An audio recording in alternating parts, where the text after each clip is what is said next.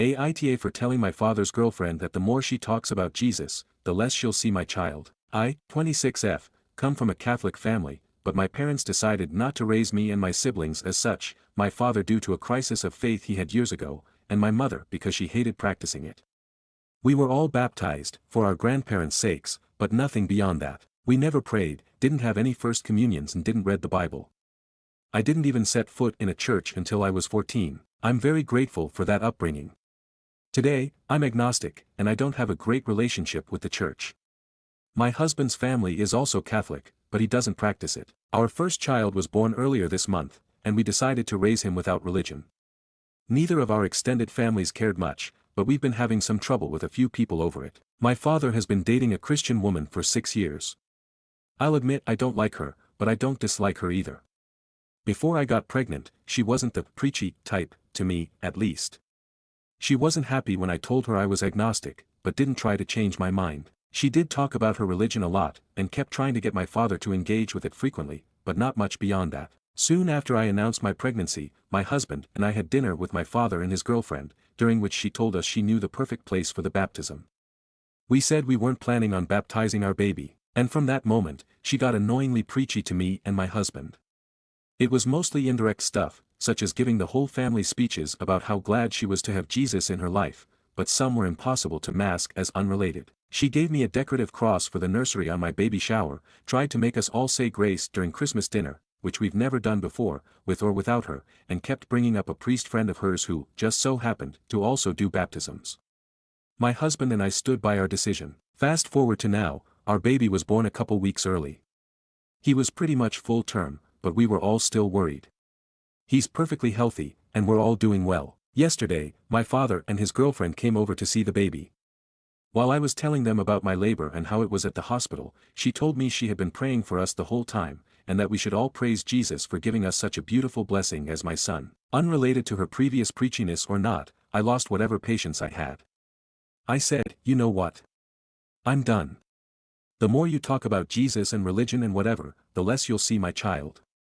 She was quiet the rest of the visit. After they left, my father called me. He told me he understood I was frustrated, but I shouldn't have been so rude to his girlfriend. He told me her intentions were pure, and she was only behaving like this because of how important religion was to her. I don't think I'm in the wrong for my feelings, but I am worried I was too rude. Aita, top comment, maybe remind your dad what's important to you. She can have her faith, but when she starts pushing that on others, that's her crossing boundaries. Reply, my father tends to humor her when it comes to these things, which kind of surprises me, because she pushes her faith onto him more than onto us. I'm obviously okay with him doing that for himself, but not when it extends to me and my siblings. Commenter 1. YTA whether you are religious or not, for most people who do have a relationship with God, praying for somebody is them showing love. Your baby could have had complications and she prayed for him because that was the most she could do to help the baby. It's kind of bogus that you can't see her trying to show love only because you don't like the way she did it. That's weird. Reply, I have no problem with her praying for my child. But that is something she can do without announcing it or expecting us to do the same. Especially when talking to a family she knows full well is not religious. Update, Aita for telling my father's girlfriend that the more she talks about Jesus, the less she'll see my child. Hey folks, update time. This might get a little long. I showed my post, along with your comments and my replies, to my husband. He told me he agreed I had been rude to my father's girlfriend, but thought she had pushed me to the point in which I had no other choice. He was actually surprised I lasted so long without saying anything. For the record, I'm not opposed to religion, or to Catholicism. I have religious friends, I've seen Godspell, and I've visited churches without catching fire. One of the most beautiful places I've ever been to was the Metropolitan Cathedral in Brasilia. I've managed to endure preachiness for short periods of time. I'm just not religious. There are many reasons why I don't have a good relationship with the church, most of which I'm not comfortable sharing. I will say that I have been agnostic since I was a teenager, and people have been trying to tell me I'm wrong and I need to be Christian or Catholic for longer than that. I also live in a very religious country, which never helped my case. I have always loathed people who obsessively preach about their faith to others. I find it incredibly disrespectful and hypocritical. I wouldn't run around telling people what I think as an agnostic, and I expect my acquaintances to do the same. Sometimes, you need to be an asshole to get your point across. I wish I'd understood that sooner. I think I downplayed how stressful it was to deal with my father's girlfriend's behavior during my pregnancy. Everything happened a lot quicker than I expected. On Monday, my older brother informed me our father and his girlfriend had told him about what happened, apparently expecting him to take their side. He took mine, and they ended up having a short fight. I decided to sort this out with my father before it also extended to my sister. A couple days ago, my husband and I called my father and his girlfriend to talk about the subject. I told her that as much as I appreciate how much she seems to care about our son, both me and my husband are uncomfortable with the way she's been trying to push her faith onto our family. We don't want to raise our son, as well as any other kids we have in the future, with religion, and we expect the people who will be part of his life to respect that. I told her that moving forward, we wouldn't accept any religious gifts, crosses, Virgin Mary figurines, etc., wouldn't entertain any attempts to make us pray or say grace, and would shut down any speeches about accepting Jesus into our hearts. My husband counted 7 in December alone. No more hinting that we should baptize our child, either. She is free to pray for us if she wants, but we don't want to know about it. We will respect her faith as long as she respects our boundaries. She remained quiet while I said all of this. When I finished, she asked, "Can't you at least put the cross I gave you in his room?" Not gonna lie, that was one of the most frustrating things I'd heard someone say to me in a while. My husband nearly lost his patience. I replied with, "This is exactly what we're talking about. No." The answer has always been no, and will always be no. And if you keep refusing to accept that, we will restrict your access to our son. It's that simple. We didn't talk much after that. She apologized, and we said we forgave her. Then we said our goodbyes. Later that day, my sister went to their place, and she said my father's girlfriend was very quiet and seemed upset. My father called me on his own yesterday, and we talked a little more about this. He did try to defend his girlfriend a bit, and if I had a coin for every time he said, "It's just how she is," I'd be very rich, but he mostly focused on apologizing to me.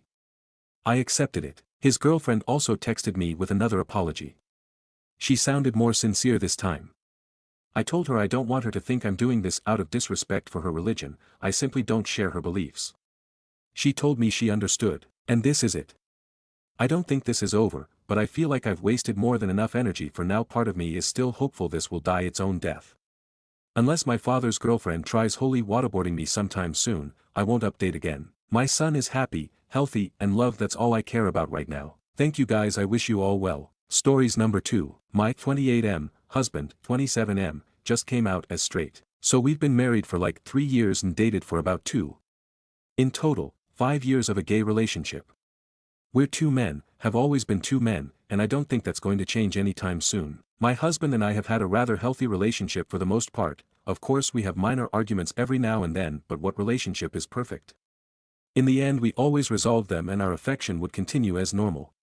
This is kind of why I'm really confused by what's going on with us. Why now? I'm a Christian. I know a lot of people don't like the idea of that, but gay Christians do exist. My husband was agnostic, not necessarily an atheist, just wasn't completely on board with any religion. And that's fine. I would have supported him if he found peace in literally anything. He didn't need to become a Christian, and honestly, as selfish as this sounds, I wish he didn't. I know this makes me sound like a terrible person, but he changed so drastically afterwards and I miss the man he used to be. It was a slow start. He asked me about verses from the Bible, we went to church, he even fasted for Lent. Christmas this year was much more than just presents, and I was happy that I had this piece of me to share with him now. I was raised religious and struggled with my identity. If it weren't for other queer Christians, I would have left Christianity. I was glad that I still had these things we could bond over, but it kept ramping up. All of a sudden, he's going to church more than I am, which is perfectly fine, is always carrying a Bible with him, and will randomly cite a verse when we're having political discussions. I've noticed his views have started to shift towards the right as well, and recently retweeted someone saying, "Your body, my choice. You're a twink, women's reproductive rights don't concern you in the slightest." It kept ramping up. He started agreeing with the whole LGB minus the T crowd, and started spewing harmful rhetoric about drag queens, as if we aren't friends with a bunch of them. When I told him that drag queens are much less likely to harm children than some pastors, he lost his shit saying I was a heathen, and that his friends were right. This is the part that caught my attention. What friends? I asked him what he meant by that, and he started backtracking, saying he was tired and that we should go to bed. I was tired, and arguing didn't seem like it'd do us any good right now, so I put a pin in it and we got ready for bed. Our room has a bathroom connected, and usually we keep the door open. He takes a shower and makes sure to lock it, which was weird, but I didn't say anything about it. If he wants to set this boundary down, that's fine, but he could at least communicate it, YK. The next day is a Sunday, and he's already out of bed and I'm assuming at church. I get up and got ready, but once I arrived I realized he wasn't there.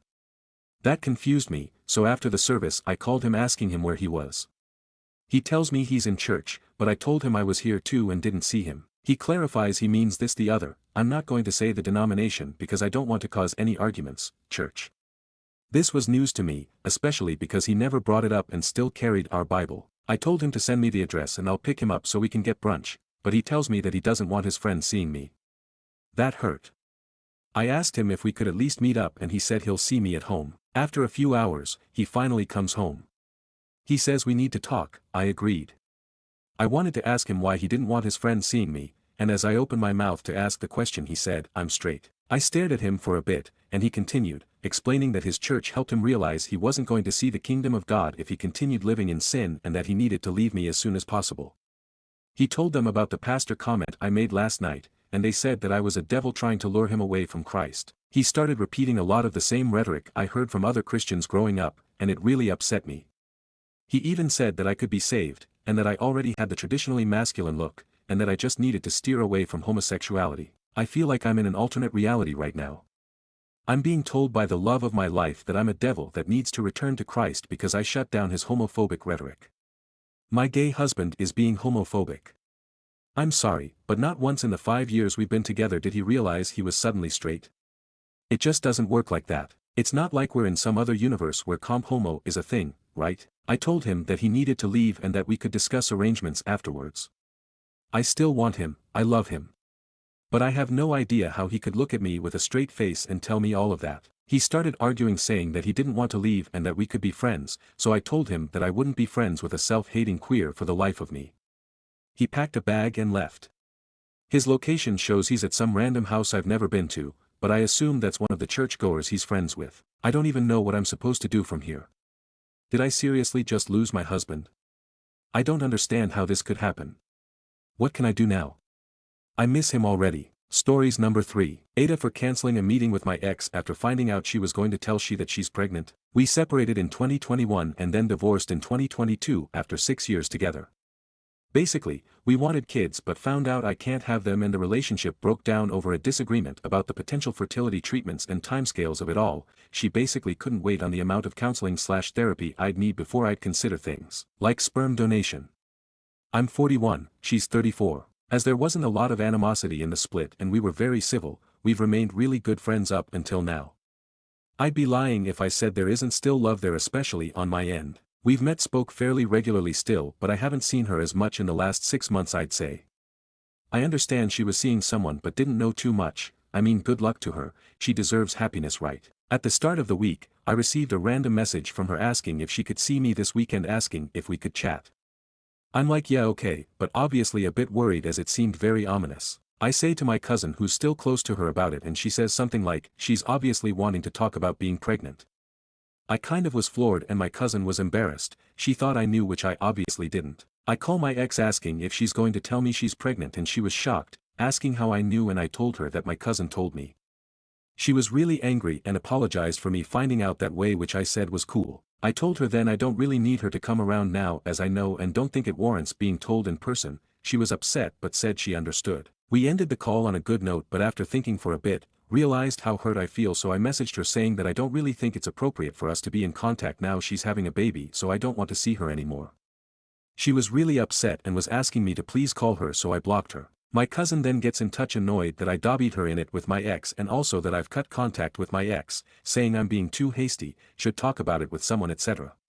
I tell her it's none of her business and to basically leave it alone and to get to fuck. Now my family have found out about it and are trying to talk me into it and forgive my cousin/speak to my ex. Aita. Edited to add context why she's still in contact with my family from a comment I just made. They still love her and treat her like family. We're a weird family. My uncle's exes, who in some instances they divorced decades ago, are still seen like one of the family, so she's treated like that. Stories number 4. Aita for wanting a divorce after my husband gaslit me into believing him flirting with a coworker was okay because I was just hormonal. I'm a 30YF married to my 34YM for over 6 years. We have 2 beautiful children, a 3-year-old and an 8-month-old. We've been together for over 10 years, and our relationship has been amazing from the beginning. About a year ago, I was approximately 6 months pregnant, I noticed my husband paying more attention to his phone whenever he came home from work. So, one night during dinner when his phone kept dinging, I asked him about it. I asked, "Who has your attention lately?" It was a female coworker who had just transferred to his department, along with a good colleague of his in this group chat. I had never heard of this female coworker, so I tried to play it off as my husband being nice to a new colleague. Days went by, and that phone became the bane of my existence. It constantly dinged and I was fighting for his attention whenever he got home from work. I had enough. So, one night while he was showering, I went through his phone. And there it was, the group chat, along with Instagram messages of just my husband and his female coworker teasing each other about work. I confronted my husband immediately and confessed that I had indeed gone through his phone. I was certainly embarrassed, as this was a first for me, but I explained that I had a hunch something wasn't right and needed to see it for myself. I pointed out that the group chat was quite unusual, but the private chats on Instagram were highly inappropriate for a married man. I simply requested that he refrain from having private chats with her, but I was comfortable with the group chat. He agreed and apologized for making me feel that way. A few months later, I am approximately 8 months pregnant. As we were returning home from a summer vacation, my son's iPad began dinging repeatedly in the back seat of my car. Unbeknownst to me, my husband had inadvertently connected his iCloud to our son's iPad.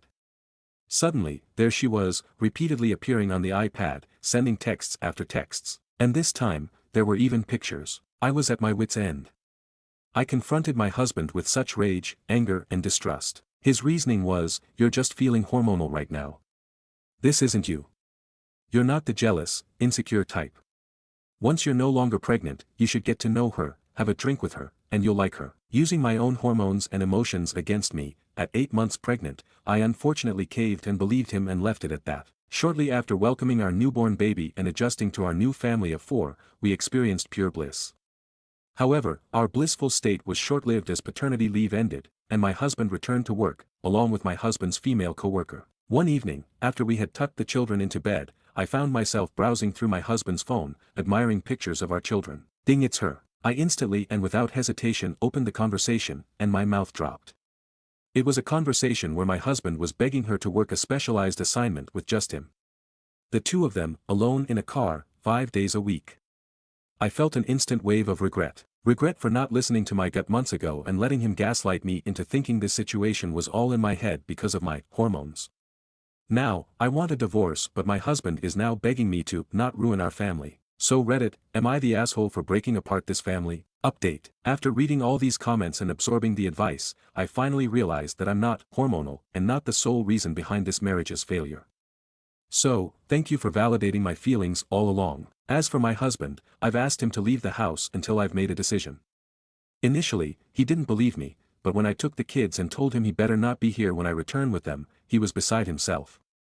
He completely lost it. He's begged me to reconsider, offering to block her, leaving his job, and doing anything else to keep us together. But a few months ago, I politely asked you to stop texting her privately. His response was, "I thought I was just being her friend. I didn't see it the way you did." What upsets me is that he didn't take me seriously back then, but now that I'm packing up our kids and leaving, he suddenly takes me seriously. We will see what happens when I get home, to be continued. Stories number 5. My fiancé isn't invited to the wedding because the bride doesn't want people thinking she is prettier than her. My 26M, lifelong best friend, 26M, is getting married later this year. When he first got engaged, he asked me to be one of the groomsmen. I obviously accepted, and have been excited for the wedding and to see my best friend get married. His fiancé, 26F, and my fiancé, 25F, have always gotten along really well. The 4 of us hang out pretty frequently, always have a great time, and there has never been any problems. My fiancé has always considered her a friend and has been extremely happy for them and excited about their wedding. His fiancé has even asked my fiancé for her thoughts and suggestions on certain decor for the wedding, venues, colors, things like that. The official wedding invitations were sent out recently, and when it arrived at our house, I noticed it was only addressed to me and also didn't say anything about a +1. I was kind of surprised by this because I had been assuming that my fiancé would be invited, given the fact that I have been with my fiancé for 4 years, longer than he has been with his fiancée. He has been my best friend since preschool. The 4 of us hang out all the time, and some of my family members received invitations to the wedding. But before jumping to conclusions, I thought maybe none of the groomsmen or other friends of the bride and groom are allowed to have a +1 due to costs or things like that, since weddings are obviously expensive. The other groomsmen are all friends of mine and his, so I called them to see if their significant others were also not invited. Turns out, every single one of them received an invitation that included their significant other. And the bridesmaids all get to bring their significant others as well. So at that point I called him to let him know that I got my invitation but that my fiancée was not included on the invitation, and I asked if there was just an error or they forgot to include her on it. That's when he informed that his fiancée doesn't want my fiancée coming to the wedding because she doesn't want all of the guests thinking that my fiancée is prettier than her. Now I will say, my fiancée is insanely gorgeous. If I had a penny every time someone asked me how I managed to get her, I would be a billionaire. On the other hand, his fiancée isn't the most conventionally attractive woman. I feel bad saying that, and it's something I have never said out loud to anyone, but for context to the situation, I wanted to include that here. I told him that I know it's not my wedding so I don't get to pick the guest list, but I think it's a bit unfair and ridiculous that my fiancée, who they are friends with, is the only significant other of the whole entire wedding party that doesn't get to come to the wedding because his fiancée is worried people will think she is prettier than her. I told him that his fiancée is the bride, so everyone is going to be looking at her and no one is going to be focusing on my fiancée, who isn't even a bridesmaid, so she's not even going to be standing up in front of everyone. Instead, he said that he agrees with me and that he has already tried multiple times to explain this to his fiancée but that she won't budge and is insistent that everyone will think my fiancée is prettier. So I ended up telling him that I cannot be a groomsman or attend the wedding then, because in my eyes it's not fair to my fiancée for me to attend or be in a wedding where she is the only significant other not invited due to the bride's own insecurities. He's upset with me now and thinks I'm overreacting, but I just don't think this is fair. My fiancée told me not to worry about her and that I should be part of my best friend's big day, but even with my fiancée being completely fine with me going, I honestly don't want to be around the bride. Stories number 6. My best friend died and now I'm rethinking my relationship with my girlfriend. Hi, I, 41M, have a daughter, 13F, who is the light of my life. Her mother passed during childbirth. For the past decade I've tried dating, but with disastrous results. A year before my daughter, call her Stephanie, was born, my wife, Joy, bought me a border collie pup who I named Flip. Somehow it was Flip who managed to keep me sane the first 2 years after my wife's death. He was my best friend. He guarded Stephanie and protected her, like he was an extra dad. Steph lived Flip so much. Every vacation, every trip she insisted on bringing Flip, and of course that was more than okay with me. Last year I finally struck gold. I met Donna, 39F, who helped fill the void in my life with Joy's passing. She is warm, kind, and intelligent. She took to Stephanie like a champ, and even though SH doesn't like dogs, Flip won her over. Everything was looking up. Donna moved into my house a month ago. Flip developed cancer and I had to take him to the vet to be put down. I'm not ashamed to say I cried almost the entire day. Stephanie too. She's devastated. When I told Donna she said, "Oh well, time to get a cat now so we can both enjoy a pet." WTF. I couldn't believe what I heard. I told her my best friend died and she's so damn dismissive. She replied that it's just an animal, no biggie. My heart shattered all over again. Of course Steph heard the exchange and now doesn't want anything to do with Donna. Won't talk to her. I made up the guest room and told Donna she's sleeping there for a while. She got mad and is now not speaking to me. I'm thinking of breaking up with her because she can't see how much Flip meant to us. She seems unable to see that my emotions are valid. Flip was a dog, but more importantly he was family. She can't see that. Right now I'm heartbroken and exhausted and I want to sleep for a while week, but I needed to vent here. Thank you Reddit folks for reading. I appreciate you all. Relevant comments. Commenter 1, why would she want to get a cat with a mindset like this? It's just an animal, no biggie. Says no cat lover ever. She's a fraud. Reply, I really don't know WTF to think. Not in any sort of headspace for rational decisions. Did OOP's girlfriend have any problems with dogs? Reply, not neurodivergent. She's had pet cats before whom she loved, so she has had experience with the loss of a pet. Her tone was so damn dismissive. I can't get it out of my head. Commenter 2, WTF. Even if Donna isn't emotionally bonded to Flip, it doesn't excuse her being cold-hearted and dismissive about it. She should be concerned that the people she loves are upset and hurting. Instead of talking about another pet that you and Stephanie are not ready for, knowing that you're deeply grieving Flip. Imo, this is breakup worthy for me. Pets are family, not just possessions. But this is all up to you if you think couples counseling can still help. Seriously though, if she can't be kind about you and your daughter grieving, I wonder how she would react whenever other tragic occasions happen to your family. Commenter 3, I would have kicked her out of my life right then and there. Commenter 4, looks like Flip is watching out for you beyond the grave. It's strange how his passing revealed that woman's true character. You can and will do better, bro. Big hugs. I'm so sorry for your loss. Reply, Flip was the best. Smart, intuitive and well behaved.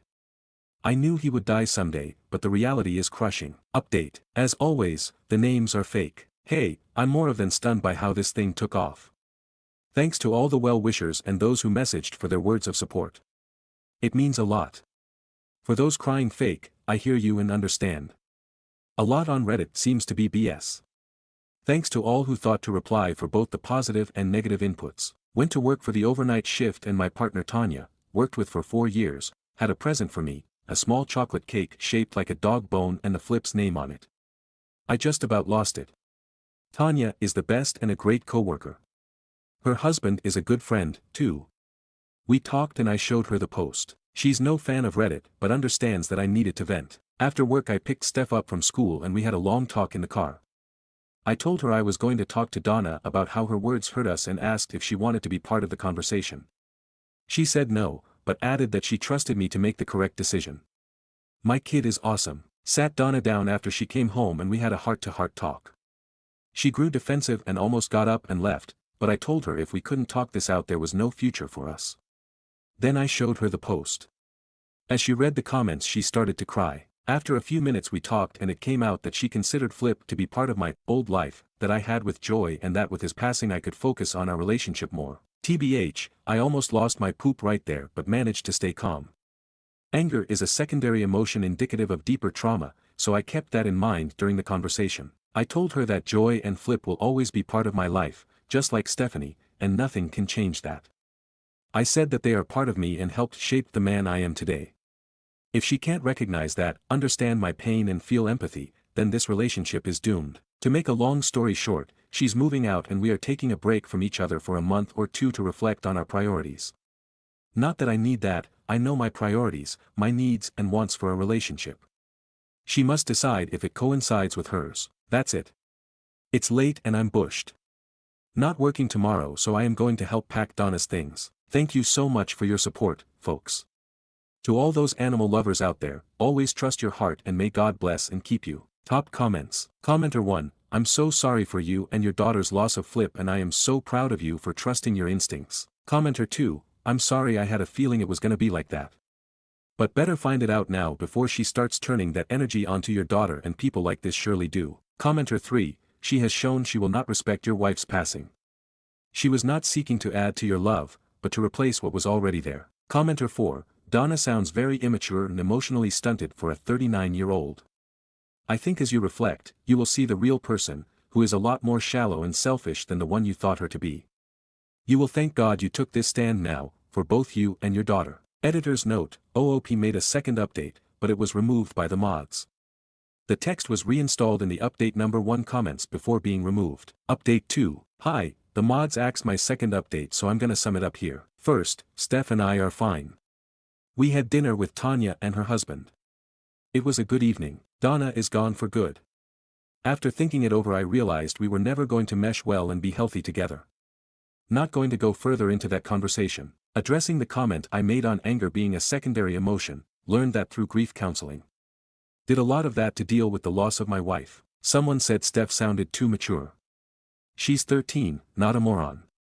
She can be surprisingly mature when she wants, although I did have put our conversation into my own words as hers included cringe and dukkanazel, her favorite word these days as I don't put up with swearing by either of us. We will get another dog soon.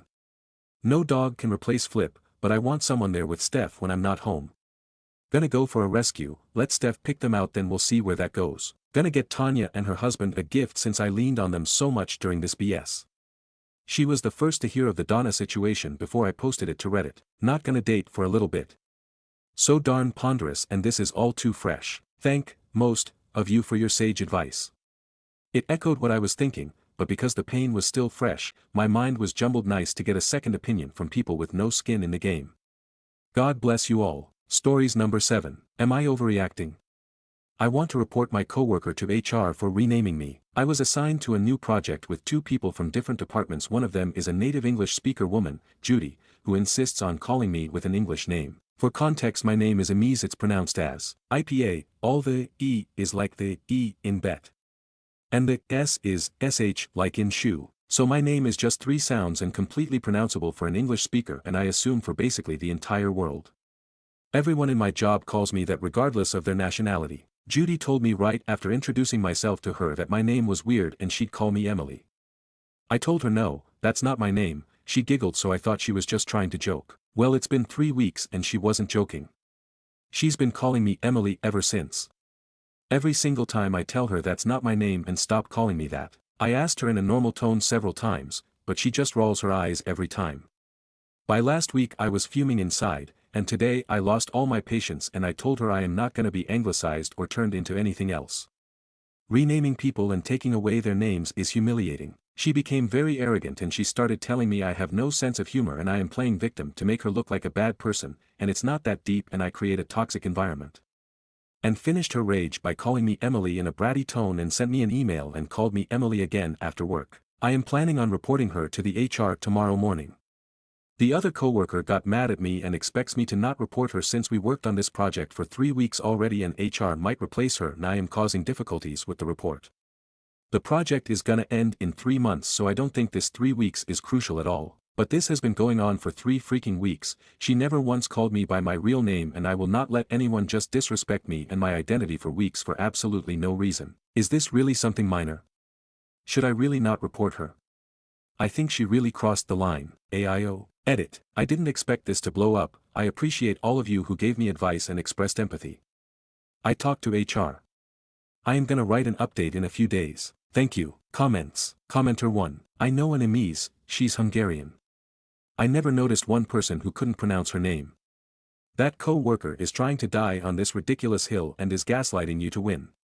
Report her. Reply, yes, I'm Hun too, it's a Hungarian name. Commenter 2. I've never heard this name before and it's literally one of the prettiest names I've ever heard. Reply, thank you so much. I love it too. She is the mother figure in a Hungarian legend, love. Commenter 3. I also have an uncommon name, it's Irish, and I love it. It took me a long time to correct people's pronunciations, but being called who you are is worth it. Commenter 4. If it's such a minor thing, she should be able to say your name properly. Commenter 5. Absolutely report her. This is bullying and possibly racist mistreatment of you by Judy. She deserves to be disciplined, as this is probably not the first time she has acted in an unprofessional way with another coworker, and, if someone doesn't intercede, it will not be the last. Does your job want that liability for Judy's behavior? You should not have to work with someone who makes you uncomfortable in any fashion, and this is pretty egregious. Good luck to you. Standing up for yourself is hard but worth it. Update. Many of you asked for an update, so here it is. I'd also like to address some questions which were asked in the comment section. I do research for an institute, so we don't have the usual company system here. So I don't have a manager, we have small departments with a lead scientist who assigns tasks to us.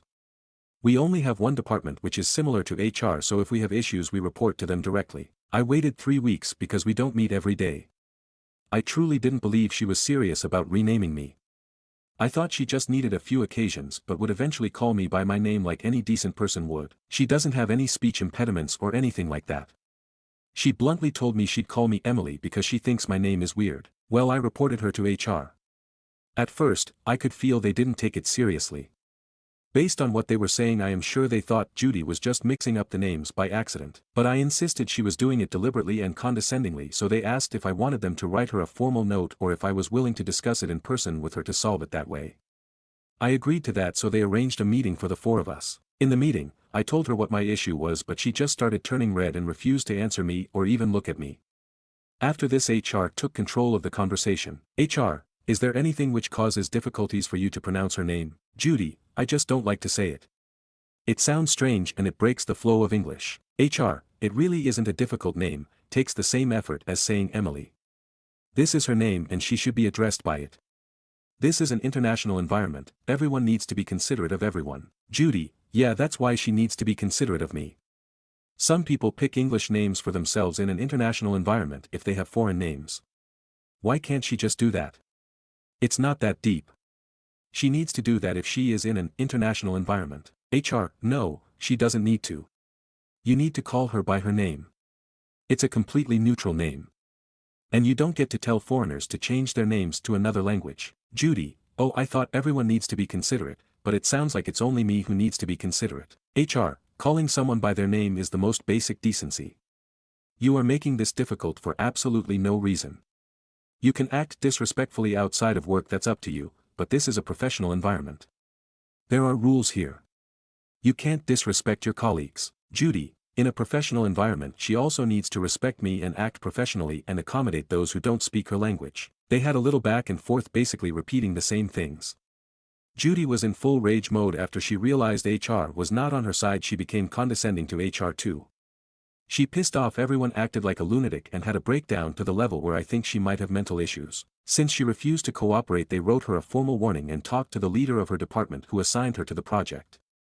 They removed her from the position and was sent to the lab to do background work, and another woman replaced her, which is a huge downgrade for her. It's an entry-level task, so she was not happy from what I've heard. A woman who also works with her team messaged me on FB and spilled some more tea.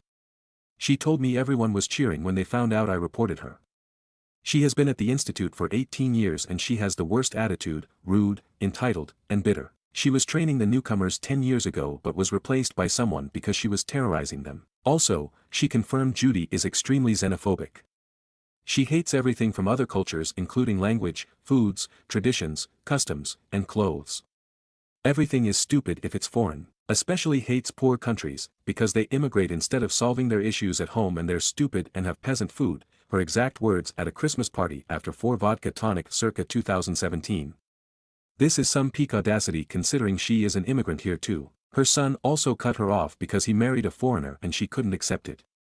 The lady said they were sure one day she would have an issue because of this, so they were not surprised by what she did. She also said lately it became obvious she can't accept aging and she started becoming extremely rude towards women who are younger than her, so I was everything she despises in a person, a young woman who eats peasant foods. Apart from removing her 10 years ago from the trainer positions, this was her first report, so she just got downgraded.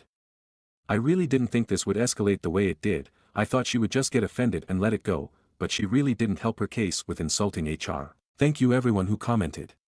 You were all truly kind. Love, except the man who insulted my Hungarian parents for giving a Hungarian name to their Hungarian child. This is some serious Judy level. Comments. Commenter 1. Good for you for standing up to a bully. Well done. P.S. Sad that you were the first to stand up to her in 18 years, I can only imagine the damage she's done over the years. Reply, thank you, yes I agree. Unfortunately, it's still common for academic professionals to get away with being rude if they are very good in their job and have a name in that field. People fresh out of university don't want to risk losing the opportunity, and the seniors get comfortable because of their position. Stories number 8. I'm 18F, a bit creeped out by a guy in my dorm, 18M, and not sure how to handle him. I just recently started college. I was super nervous but excited about moving into the dorms and leaving home. My parents and brother came to help me move in and see me off. The dorm building looks amazing. It's one of the newer ones near the campus, so it's a modern building and all the decor is fresh. It's really beautiful. Moving in went fine, few tears, but it was okay. I was super excited to start a new chapter in my life. The rooms are single rooms, each has an en-suite shower and toilet in it too, so no having to share facilities. The kitchen is shared, as is a common room area with a TV and sofas. It's shared between 8 people and we found out it was 5 girls and 3 guys sharing those areas. I met everyone while moving in and everyone seemed friendly and just as nervous as me. There was one of the guys though who was very interested in me and another girl, both Asian, and began trying to impress us with the 5 words of Japanese he knows and all the anime/video game knowledge he has. I'm from the Bay Area and I'm not really all that knowledgeable about my heritage and what's going on in Japan. Even my family in Japan, we don't really have any geeks for me to learn this stuff. I brushed that off as it's not really the first time it happened. My family moved when I was in high school and I went to somewhere that didn't have many Asian students, so some guys were interested in me based on my looks. So the other girl, I'll call her Trish for this, and we'll call the guy Chris the creep, or just Chris for short. I found out Trish has a boyfriend from high school and he comes to visit her and hang out since he goes to school not very far away. Chris also found this out as Trish told me he'd been talking to her in the common room, and when her boyfriend visited he seemed to lose a lot of interest in her. The other 2 guys I didn't talk to much, but they seem nice. They told everyone in the dorm about a party on another floor that they were inviting people in the dorm to. I talked to some of the other girls and Trish and everyone gets along, which is something I was worried about before coming to college and hearing roommate horror stories. But on to my horror story. Chris also came to that party and pretty much followed me around all night. We spoke a little, but he mostly just seemed to be walking around anywhere I was and watching me. After I left, he walked with me and another girl back to the dorm. She wasn't feeling well and I'd had enough, so I said I'd walk back with her, and he invited himself to help too. He pretty much ignored her and started asking me questions about boyfriends and if my parents will only let me date Asian boys. What the fuck? Anyway, since the first week of moving in, any time I'm in the kitchen or common areas he's there. The only time I get a break is when he has classes, but I don't think he goes to all of them, and he's talking about changing one of them to one of my classes. I made some other friends and I've been eating with them a lot recently. He's even showing up in those areas we eat. You could argue it's coincidence because it's a popular spot for students to go, but it feels like he's been spying on me. My room has a lock at least, so he can't come in here, not that he hasn't tried. One time I went to the kitchen to get some snacks I had in the fridge that I could heat up and eat while doing some work. He was in the kitchen doing his work and he starts talking to me. I wait for my food to cook and just kinda talk to him a bit. Then he vanishes from the kitchen by the time I turn around and I go back to my room. He's standing in there just looking around and complimenting my room. I got really angry and told him to leave, and he just kinda laughs and leaves. One of the guys who also lives in the dorm saw it and asked if I'm okay. I just said it's fine and locked my door. The most recent thing is I started finding poems slid under my door. It's obvious who it is, and after I told Trish, she and some other girls asked him and he denied it. After that happened, I've had a new poem each day and they get progressively worse. He's also recently been telling people that he told his parents about me and his dad said we'd make a nice couple, and they said he has pictures of me on his phone I don't know about. This person has no socialization skills and no concept of boundaries. Yesterday I had coffee with a guy from my classes as we were discussing some things we needed to read and where to get the books cheap. I guess Chris saw us as he was asking me who the guy was, and I told him it's none of his business. This seemed to make him mad as he left the common room and went to his room. I was told later he came out and was pacing in the hallway near my room. I'm supposed to meet the same guy again soon as he invited me out, and he was nice enough to help me, so I said I'd buy him lunch today. I feel uncomfortable that Chris will be watching me again, and I don't feel comfortable when he's around me in the dorm. I wonder if he'll eventually get the message and go away, or if this will continue, and if he does keep following me around the dorm and asking me awkward questions, posting stuff under my door and so on, what I should do about it. He's technically not violated any rules by being where I am, and it's also his kitchen and common area, so I can't make him leave or tell him when he can be there. I don't think he should get away with this though. TLDR, boy who has a thing for Asian girls in my dorm keeps hanging around in the kitchen and common room when me and another Asian girl are there. He started leaving her alone when he found out she has a boyfriend and focused on me. Is getting creepier, posting poems under my door and denying it, asking questions about people I become friends with, and randomly walking in my room when the door is unlocked. Not sure how to handle his creepiness, since technically he has a right to hang out in the dorm when I'm there, even if he bothers me by staring at me and only comes out his room when I'm around. Relevant comments. Commenter 1. He's definitely into you. It doesn't matter that he hasn't broken any rules, he shouldn't be making you feel uncomfortable in your own dorm. You should explicitly turn him down. Chris, I am not interested in dating you, and speak to your RA/CA/whatever your college calls it. Part of their job is to manage relationships between students. A record of his behavior and of you reporting it will be useful if it continues or escalates. Reply. I think there are definitely some things here I'll need to do. I've been talking to some friends for support and I'm planning to reach out to the RA about the situation. I don't like the idea of him forcing me to move, but I might request a dorm change if it comes to it. I'll also ask them if they can give me some advice on approaching him and making things clear that I'm not interested. It's been hard to get that message across because he's not tried asking me out, he just follows me around and posts stuff under my door. Maybe it's a problem they have dealt with before, so they'll understand. I've also decided to start writing down when stuff happens so I can inform the RA of times and dates. I should make some proper statement to him that nothing will happen between us and I'm not comfortable with what he's doing. He might just say I'm accusing him of stuff he's not doing though, like with the poems. I really don't understand the guy. This isn't a way to get somebody to like you, it's done the opposite and make me dislike him a lot for being creepy and racist. Update. There were a lot of people who offered me advice and encouragement to deal with my problem, and I want to thank those people first. Since there was interest, I thought I'd provide an update to the situation now. A few things have happened. So as I spoke about in the comments in my last post, I'd sent an email to the RA in my dorm explaining the issue and asking to speak with her. She got back to me quite quickly and asked if I could come see her, and also asked to speak to Trish, the other Asian girl he'd made some comments to and hassled, along with a couple of witnesses, the guy who heard me yell at Chris when he entered my room without permission and one of the people who witnessed photos of me on his phone. She took some of their statements down and chatted with us all, then with me alone for a bit. I spoke about things he's done like follow me and ask me questions about who I'm talking to, and I bought some poems he slid under my door as evidence.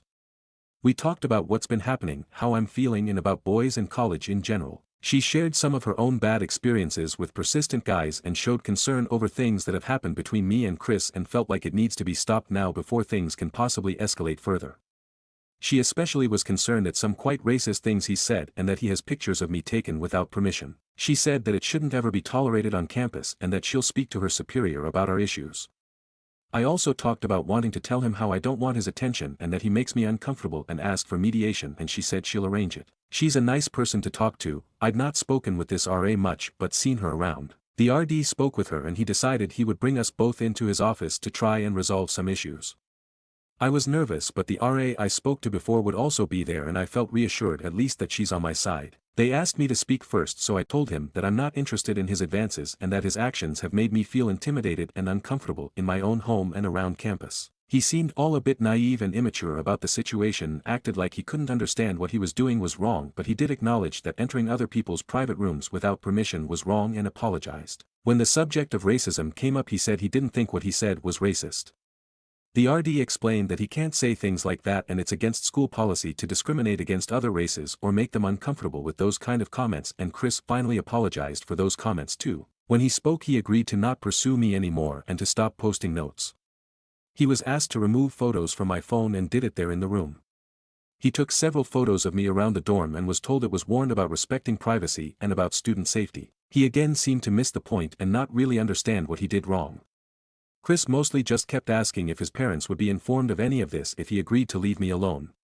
He seemed kinda angry, but he couldn't really do anything with the RD in the room watching, and all he could do was constantly ask that. Anyway, we concluded that he accepts I'm not interested in a relationship with him. He asked about being friends and I said I prefer we avoid each other as best we can, and he eventually agreed to that too. He again apologized for making me uncomfortable and for making remarks that he shouldn't have made, along with other stuff he did like pictures and being nosy. We pretty much agreed that we'll stay away from each other, and that meeting ended. I didn't feel great, but at least I said what I wanted to say. They also addressed what I told them about him saying he wants to do a class I'm in. They asked if he's applied to switch to that class yet, and he said he hasn't. They said if he does they'll have a chat with them and make sure we are put in different classes. After the RA spoke to me again alone, she gave me some leaflets she had and told me about a course I can take on campus to help girls with self-confidence and dealing with bad situations at parties and stuff like that, and how to look after myself.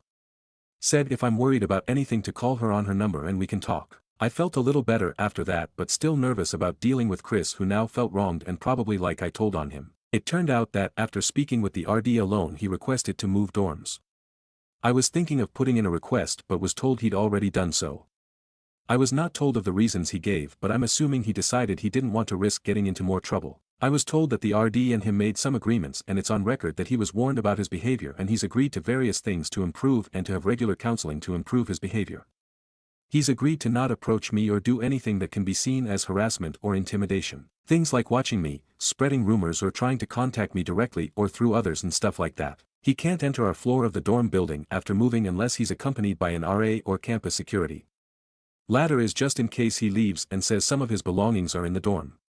He can come in with an RA and collect them and will have to leave right after. They'll be there to make sure he doesn't use it as an excuse to cause trouble. He's not banned from the dorm building itself or visiting other people, but if he's seen loitering around outside without any reason to be there, they might consider it harassment or intimidation. He also agreed to not ever do anything like follow any students around, post notes, enter private rooms, or make racist comments and so on. If he breaks any of these agreements, he'll probably have some sort of discipline action taken and is being given a chance to behave himself.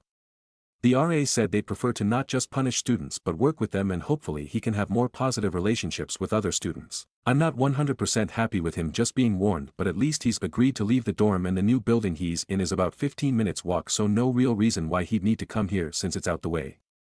Spent one last night in the same dorm and we both stayed in our rooms and avoided speaking. They found a space for him pretty quick and helped him move the next day, and that was it. He didn't come back to collect anything else and I've not seen him since he carried his stuff out the dorm yesterday. I hope he listens to the warning and sticks to what he said he'd stick to. I want to enjoy myself on campus again without worrying about what he might do. I didn't see him as dangerous, but you never really know. I hope this will be the end of the issue and I can move on from this very stupid person. TLDR, met with RA and RD at my dorm, gave evidence against the guy and they mediated a meeting between us so I could explain how his actions affected me and explain I'm not interested in him. He eventually apologized even if he didn't seem very genuine and also deleted photos of me. Later he requested to switch dorms and made an agreement with the RD to refrain from racist comments, leave me alone, not enter my dorm and not do anything to harass me or any other girls, hoping that this will be the end of the situation as now he's been officially warned that any other actions will lead to more serious consequences. Stories number 9. My 27M, wife, 28F, returned from a work retreat with a hickey. She swears it's a bug bite but I'm not convinced. I'm at loss. How do I move forward? I'm 27M, in a fight with my wife, 28F. We've had fights before but not this bad. I'm at a loss on how to proceed. For context, we're college sweethearts married for almost 6 years. We have a daughter, 4F. Our relationship was never perfect or without challenges. We've faced some family opposition with cultural differences, but we've made it work. She's my first love and my best friend. My wife works in corporate. Her job has annual work retreats that last for about a week. This year was in Vegas. I usually arrange my work schedule and tag along with her, and we make our own trip out of it. We couldn't this year. Our daughter gets major anxiety traveling long distances. We're working on it but she wasn't budging, and we decided to choose our battles. So I stood behind and held down the fort at home. The change of plans was a bummer because the trip was part of us reconnecting as both a couple and as a family. My wife's work hours have taken a toll, and her work-life balance leaves much to be desired. We entertained the idea of her skipping the retreat. Attendance is optional, but it's generally frowned upon if you don't, and my wife's making connections in her field. She grew increasingly weird. We have a system if either of us is away for extended periods. We keep in contact. For the first day or so, she was herself, but she grew distant. I'd even text her about important stuff and be left on read while she claimed she never saw my text. Whenever we talked, she was rushing me or our daughter off the phone. These were all times she wasn't involved in retreat activities. We were supposed to have a mini birthday celebration for our daughter over FaceTime. Our daughter was excited. It was something my wife promised her because the retreat overlapped her actual birthday. But my wife backed out because she had people up to her room after a seminar. It was like she wanted my permission to break her promise to our daughter. I told her I wasn't offering that nor making her keep her word. She said I wasn't being fair, and this was a networking opportunity.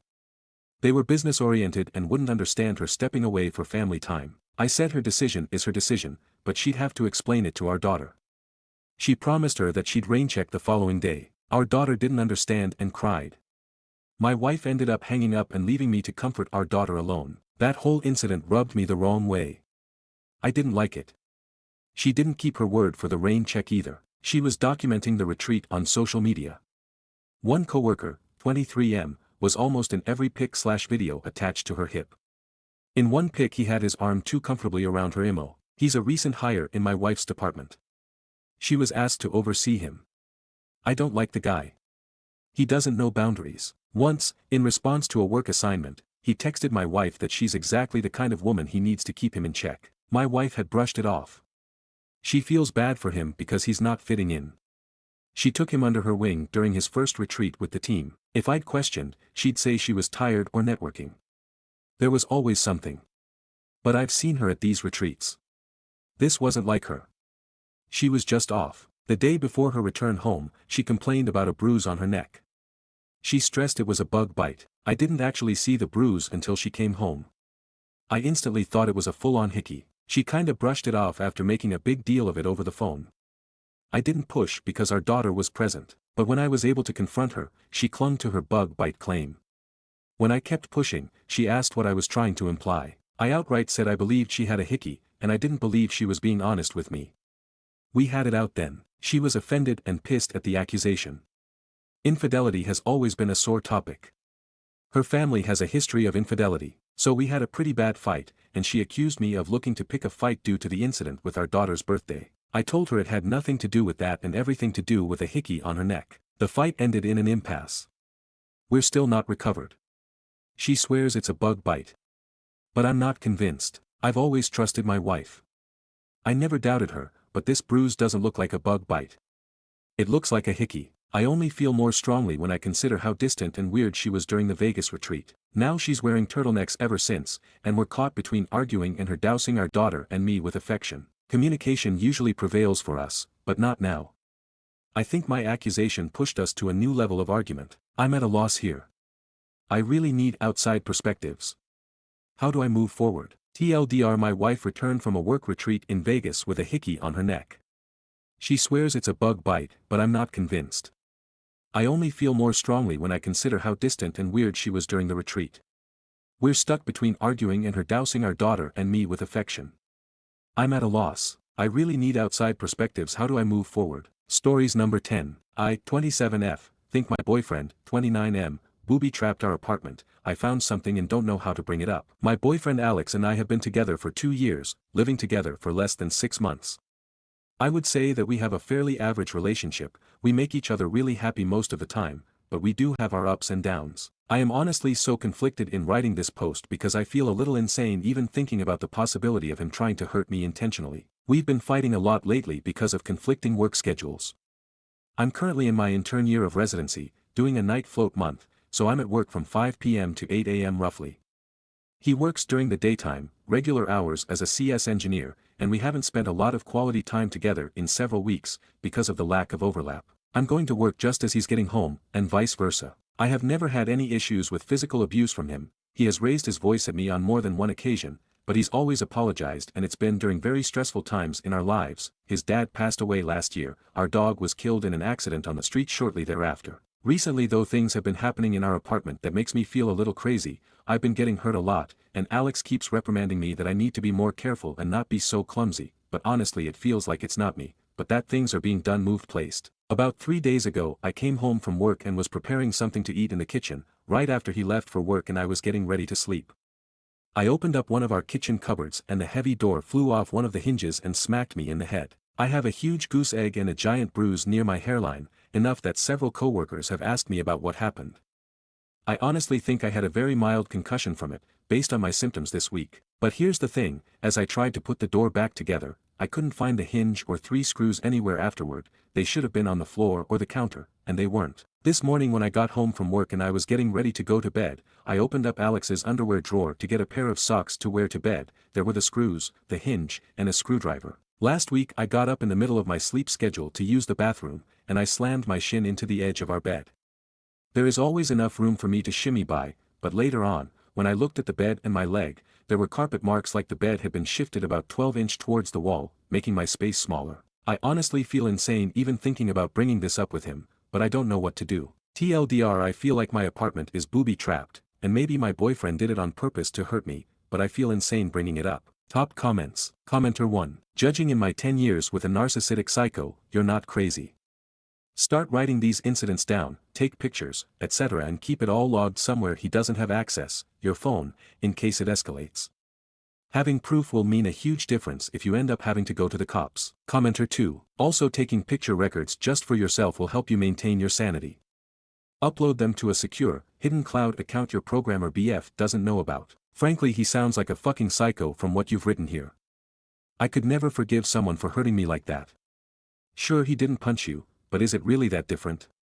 He wanted a giant heavy piece of wood to fall on your face. Commenter 3. There is no good reason for those hinges/screws to be in his underwear drawer.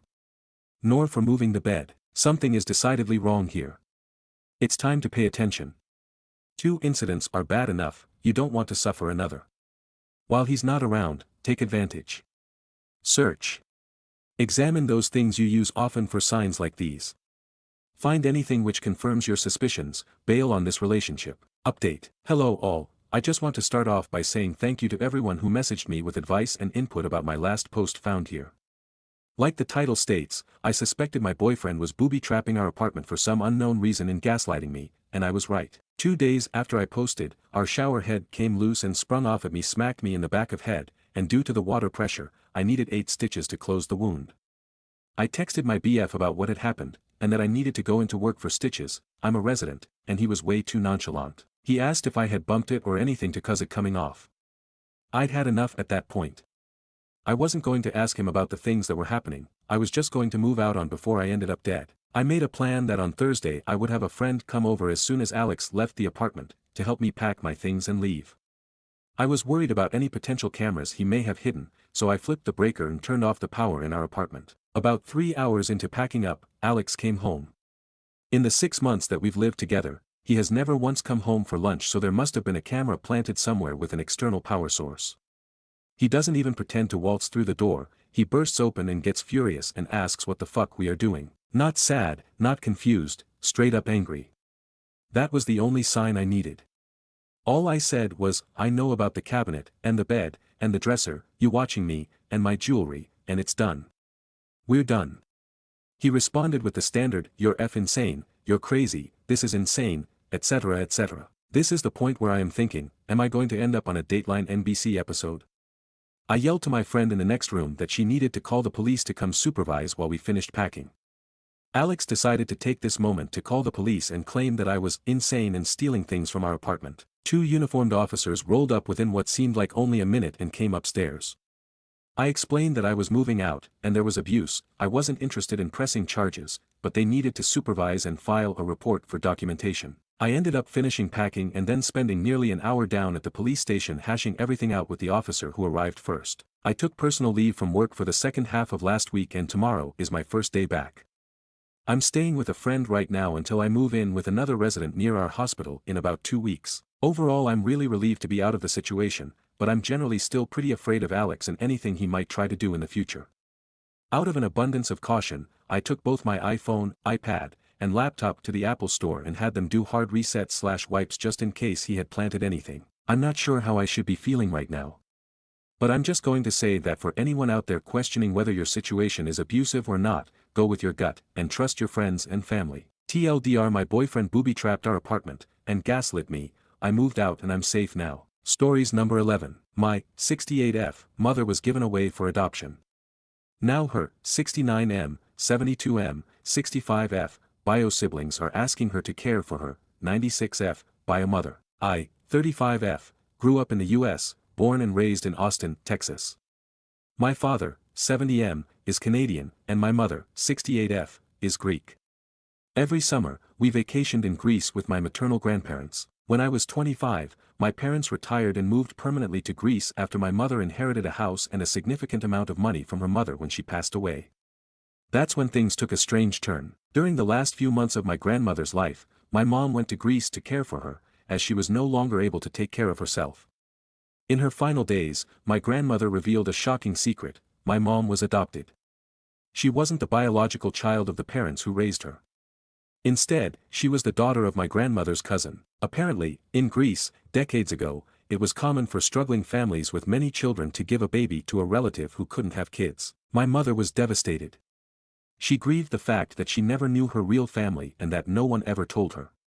After my grandmother passed, she decided to move to Greece to reconnect with the biological family she never met. She traveled to the region where her biological mother lived and met her for the first time, along with 2 older brothers and a younger sister. Her oldest brother was especially emotional because he vaguely remembered the day they gave my mother away as a baby.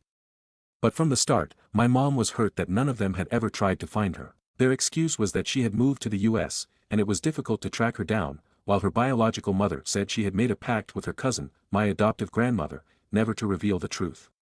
The entire village had been told that my mom had died as a baby, so no one ever questioned it. For the past 10 years, my parents have lived in Greece, and my mom has built a close relationship with her siblings. However, her relationship with her biological mother has remained distant and formal.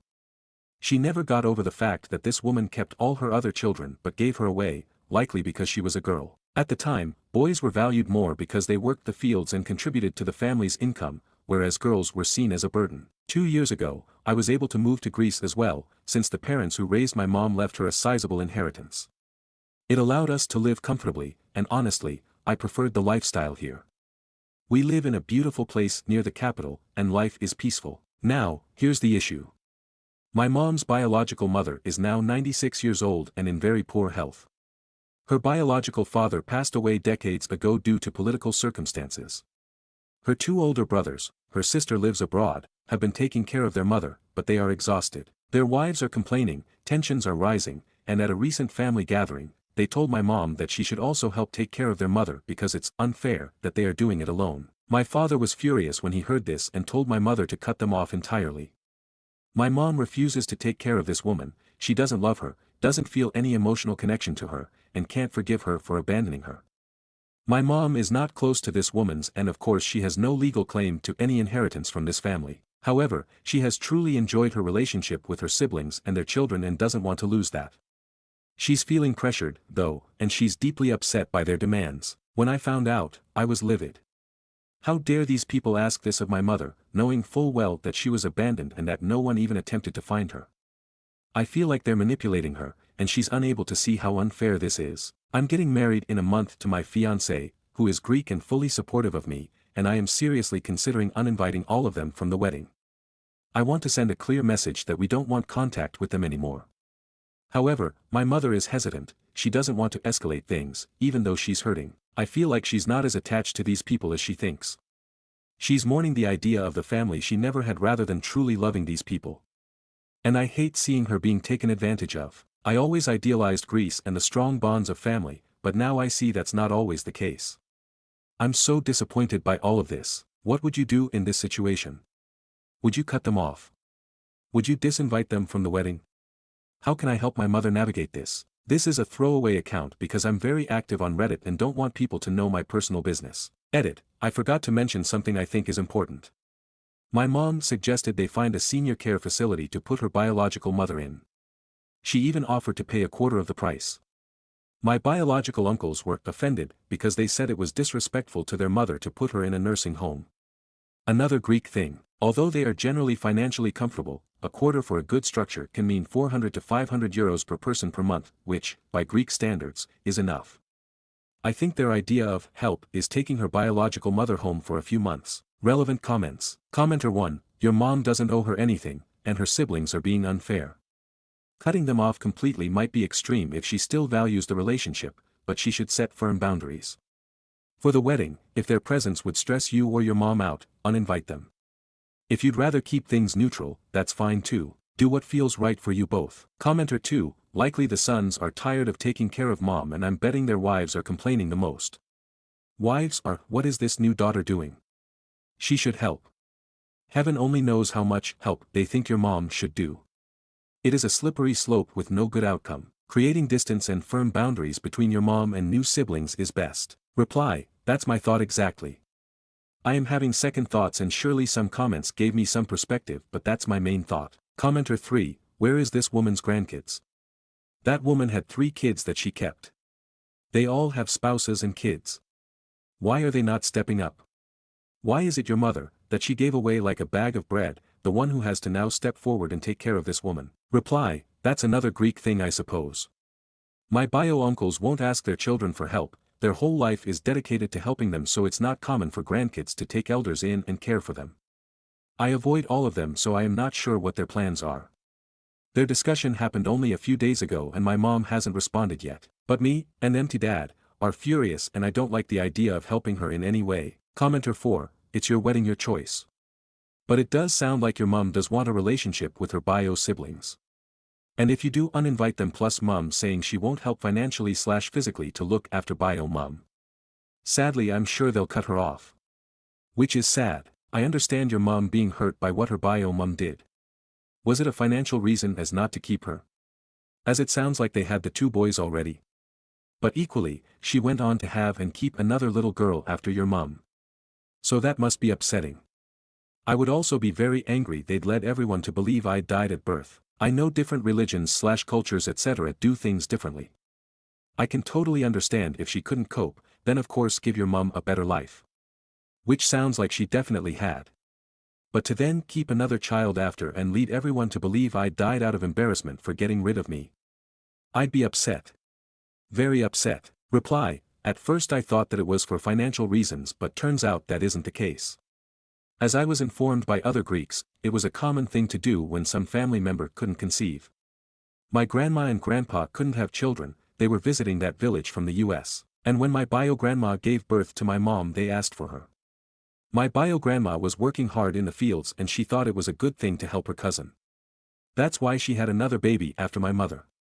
They were good financially and they still have enough money etc. It sounds completely crazy to me but apparently families did that. Which is something that bothers me from my grandma as well. She went to a family and requested a child and just took her away. I don't know, it seems insane to me. Commenter 5. It sounds like in Greek culture, girls are a burden in the early years when they can't tend the fields, but a boon in the later years when they provide elder care. This was a calculation her bio mom made, and these are the results. Reply, honestly every day I am learning something new about Greek culture. As a child who only came here for vacation, I thought everything in Greece was wonderful, people were great, funny, families were huge and spent time together. But as time goes by, I understand that there are many pathologies and things are far from ideal. OOP explains more about the life in Greece's village. Reply, in Greece's villages women worked really hard. They didn't have water or electricity etc. My bio grandma had a maid in her house. But still she would help my grandpa and her brothers just like any other woman in the village when they were harvesting smoke from their lands etc. She would walk to the river to wash clothes, she cooked for 7 people, children husband-in-laws, etc. But they were a rich family. They owned a lot of land, they afforded to have people working for them, they managed to send their children to universities. It was very uncommon for Greece in the 50s and 60s, especially in villages. Update, hey y'all. First of all, thank you so much for all the responses to my previous post. I decided to share it with my mom and let her read your comments. She was really moved by the similar stories some of you shared. This led to a deep conversation between us. Over the past few years, my mom has learned a lot about her adoption. Unfortunately, my bio grandma was not a good person. The wife of one of my bio uncles, let's call her Maria, sat my mom down a few years ago and told her everything. Turns out, my bio grandma was a very strict and spiteful woman who treated the people who worked for her horribly. She never wanted daughters and even tried to give away her other daughter, but that adoption fell through, so she kept her. My bio aunt went through a really tough time growing up and that's why she moved abroad. Her brothers never supported her the way they should have, and they even cheated her out of part of her inheritance. Maria is now thinking about leaving her husband since their kids are grown, and she doesn't want to stay married to a man she knows isn't a good person. As for my mom, she never felt a bond with her bio mother. But after hearing everything from Maria, she's decided she doesn't want much contact at all. She knows exactly what kind of people her bio brothers are and never wanted a super close relationship with them. They're not in daily contact anyway, but she does feel attached to her nieces, nephews, and their wives. That's the main reason she hasn't cut ties completely. My mom has decided she will help financially but won't take bio grandma into her home. She's doing it mainly to support her bio sister, who is under pressure from their brothers to care for their mother. My mom has tried to get closer to her bio sister over the years, but her sister has kept her distance. She explained that she has deep trauma from growing up with their mother and wants to maintain some emotional space. But she's still happy they met. This past Christmas, my bio aunt came to Greece and stayed at our house. I wasn't there because I was visiting friends in the Netherlands, but my mom and her sister spent time together, and it brought them closer. My aunt told my mom to cut off her brothers completely and even invited her to move to her country. She has made it clear she wants only a formal relationship with the rest of the family, except for my mom, whom she loves dearly. Side note for the skeptics, my aunt is financially independent and comfortable. She has never asked my mom, or anyone else, for anything. I had no idea about most of this because my mom didn't want me to see my uncles in a bad light. She still thinks she'll keep some minimal relationship with them, but she's especially close with a few of her nieces and nephews and doesn't want to lose that. One of my cousins, Maria's son, even confided in my mom that he wants to cut ties with his father. When my bio uncle asked my mom for help, this cousin, who's only 25, pulled her aside and told her to stay away and not give them anything because they don't deserve it. That really got to me. It showed me that not everyone in this family is selfish or manipulative. I actually have a good relationship with this cousin. He gets along great with my fiancée since they work in the same field. After learning all this, I met up with him last night, and we talked. He has moved out on his own but still keeps some contact with his dad, mainly because he wants to wait until Maria leaves before cutting ties completely. He told me that his father and uncle inherited a lot of wealth and never really had to work. They started some businesses, but when they struggled, they took large sums of money from bio grandma and other relatives. Now they've recovered and live comfortably, but they never paid back what they owe. My cousin is ashamed of his family's actions and doesn't want to be judged for them. He also believes they are trying to financially exploit my mom. Because he cares about her and really respects my parents, he warned them not to get involved. After everything, my parents and I made a decision, my mom will give one lump sum of money for her bio mother's care. Whether they put her in a nursing home or hire a caregiver is their problem. She will also have a final talk with her brothers to make it clear that she is not taking care of their mother because that woman was never a mother to her. When Maria manages to get divorced, which my parents want to support her through, we expect the relationship with the brothers to fall apart. My mom is still sad that she never found the ideal family she imagined, but she feels lucky to have her sister, Maria, and her nephew, whom she truly loves. As for the wedding, we decided to invite them to avoid unnecessary drama. That's the update for now. I truly appreciate all the comments and support. I feel sorry for those who have gone through similar painful experiences, and I hope no one has to go through this again. P.S. Someone in the comments, probably a Greek, suggested that my bio-grandpa might have died for political reasons because he was fighting against the Nazis. Unfortunately, it was the exact opposite. My bio-grandparents were right-wing extremists at a time when the left-right conflict in Greece led to suffering and deaths. A lot of their wealth came from unethical means. Lastly, I feel terrible for ever doubting my grandparents, the ones who actually raised my mom. They were amazing, kind, and compassionate people who helped so many others in the US. Everything they had was earned through hard work. I'm so grateful they adopted my mom, and I wish they had also taken in my aunt. Thank you again, everyone. If I have another update, I'll be back. Relevant comments. Commenter 1, she's still being taken advantage of. They will ask for more money. It's always the same story, the brothers get money and the one taking care of the elders is someone who has nothing to do with those swindlers. Reply, no really my mom knows what she is doing. She will give an amount of money if they agree to never ask her such a thing. The amount will be relatively small, around 3,000 euros, and she is ready to cut them off entirely if they ever mention anything again. It's not the ideal solution for me either, but I am glad my mother met Maria and I want her to be safe. The reason I came here on Reddit in the first place was the fact that I didn't want my mom to get hurt. Now I know she understands what types of people her bio brothers are, so I am okay with whatever decision she makes. Commenter 2, do you trust the uncles to actually use the money for grandma's care? I feel like they might just pocket it and claim your mom didn't help. Reply, New Omicron, I do not trust them, but neither me nor my mother really care if they will actually help their bio grandma. My mom has already spoken with Maria and her sister and they are aware of her next move. She wants to give the money to help those poor wives taking care of their mother-in-law who made their life a living hell. I am so happy my mother knows everything about her bio brothers. That was my concern in the first place. Commenter 3, why are you still inviting them to your wedding? How will that avoid drama? Reply, well my wedding is in less than a month. They are already invited.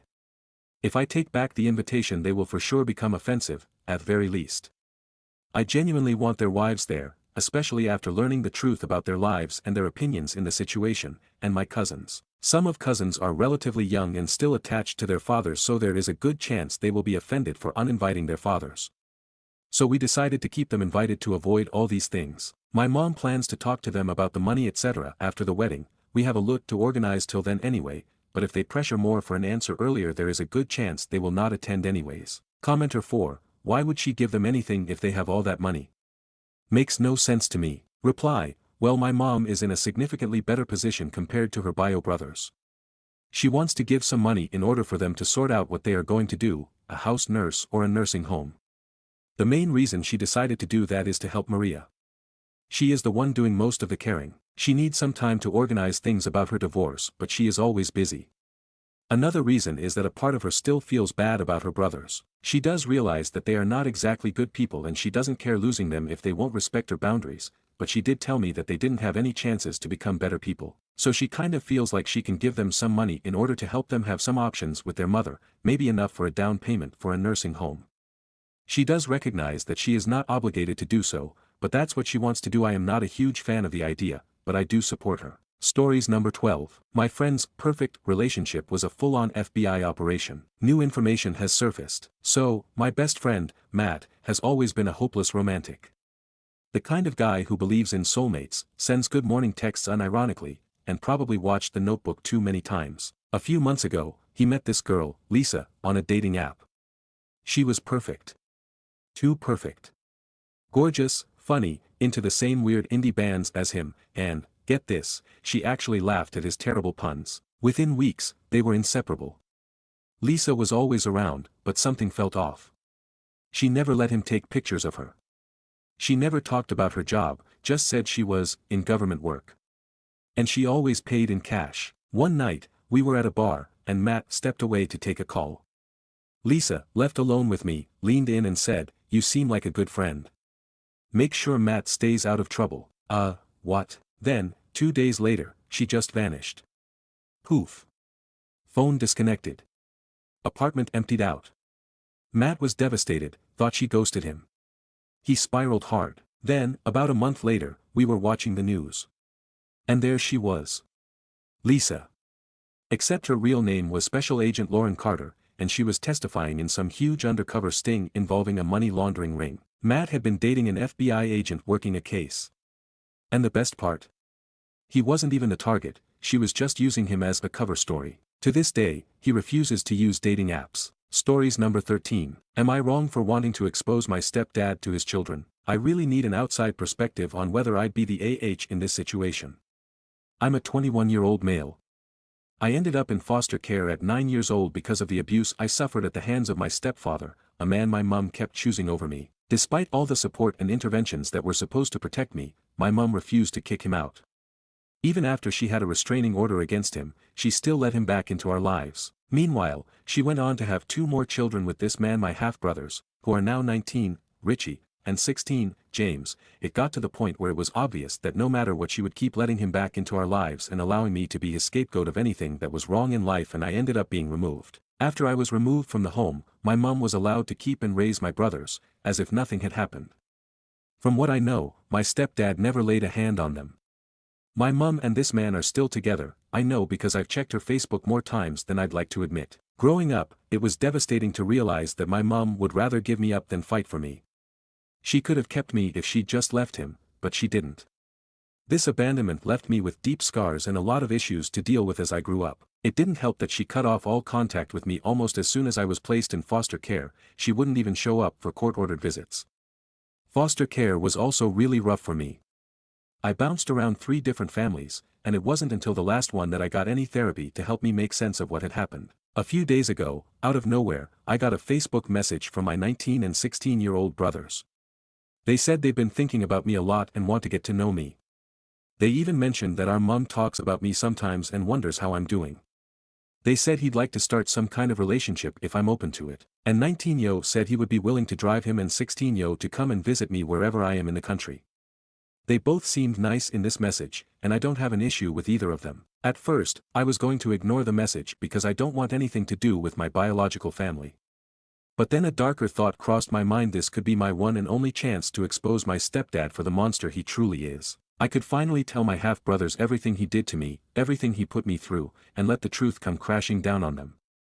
I know that if I do this, it'll probably destroy any chance of having a relationship with them, but honestly, I'm not sure I want one anyway. I told my friend that I was thinking about doing this, and he said it's a really bad idea that won't accomplish anything I want it to. He said it will most likely just cause them to think I'm bitter and mean and won't make them have any issues with their dad. But, well, I know it would be a difficult thing to process. I would want to know if my dad was like that. I would want to know the truth about how my dad treated other children. I don't know how much they know about why I was removed into care. So, would I be the arsehole if I went through with it? Relevant comments. Commenter 1, not wrong. What happened to you is terrible. There's a good chance you'd be talking about what happened to you anyway, since they want to get to know you. But they are not to blame for what their dad and your mother put you through. So if they ask, then ask them if they really want to know the truth of what happened. If they say yes, there's your permission. Commenter 2, if the sole reason you want to get in contact with them is to cause issues between them and their brother, then yes, maybe you are wrong. But if you want a relationship with them and the topic comes up, you equally shouldn't have to censor yourself or tell any lies about their father. Commenter 3, not passing judgment, but your stepdad and their dad are different people. What do you gain by ruining their image of their dad? Would you be happy if they end up hating their dad and no longer have a relationship with him? Would it make you feel good to strip your brothers of their dad? Because honestly, I don't see a reason for you to poison the well unless that's your endgame, and that would make you TA. I have a half-sister. Our dad was awful for me. He was horrifically abusive to my mom and abandoned us after never paying child support. He would love bomb and then disappear over and over. If I was unhappy, it was always my fault. My half-sister grew up with a loving and attentive dad. They're super close and she loves him dearly. She knows that our dad and I have a more difficult past, but I never try to damage her relationship with him. I'm happy she has a dad that is good to her. What would I gain from hurting their relationship? I would hurt her, and he genuinely is a different person as I'm significantly older than her and he has matured in that time. I'm not saying that's the case with your stepdad, but I would never hurt my half-sister because of my childhood pain. Update 1. Hey everyone, I wanted to come back and give you all an update. First off, thanks for all the advice and different perspectives. I really needed to hear them. So, after thinking a lot about what everyone said and after having a session with my therapist, I realized that my initial plan to tell my brothers everything about my stepdad wasn't really about helping them.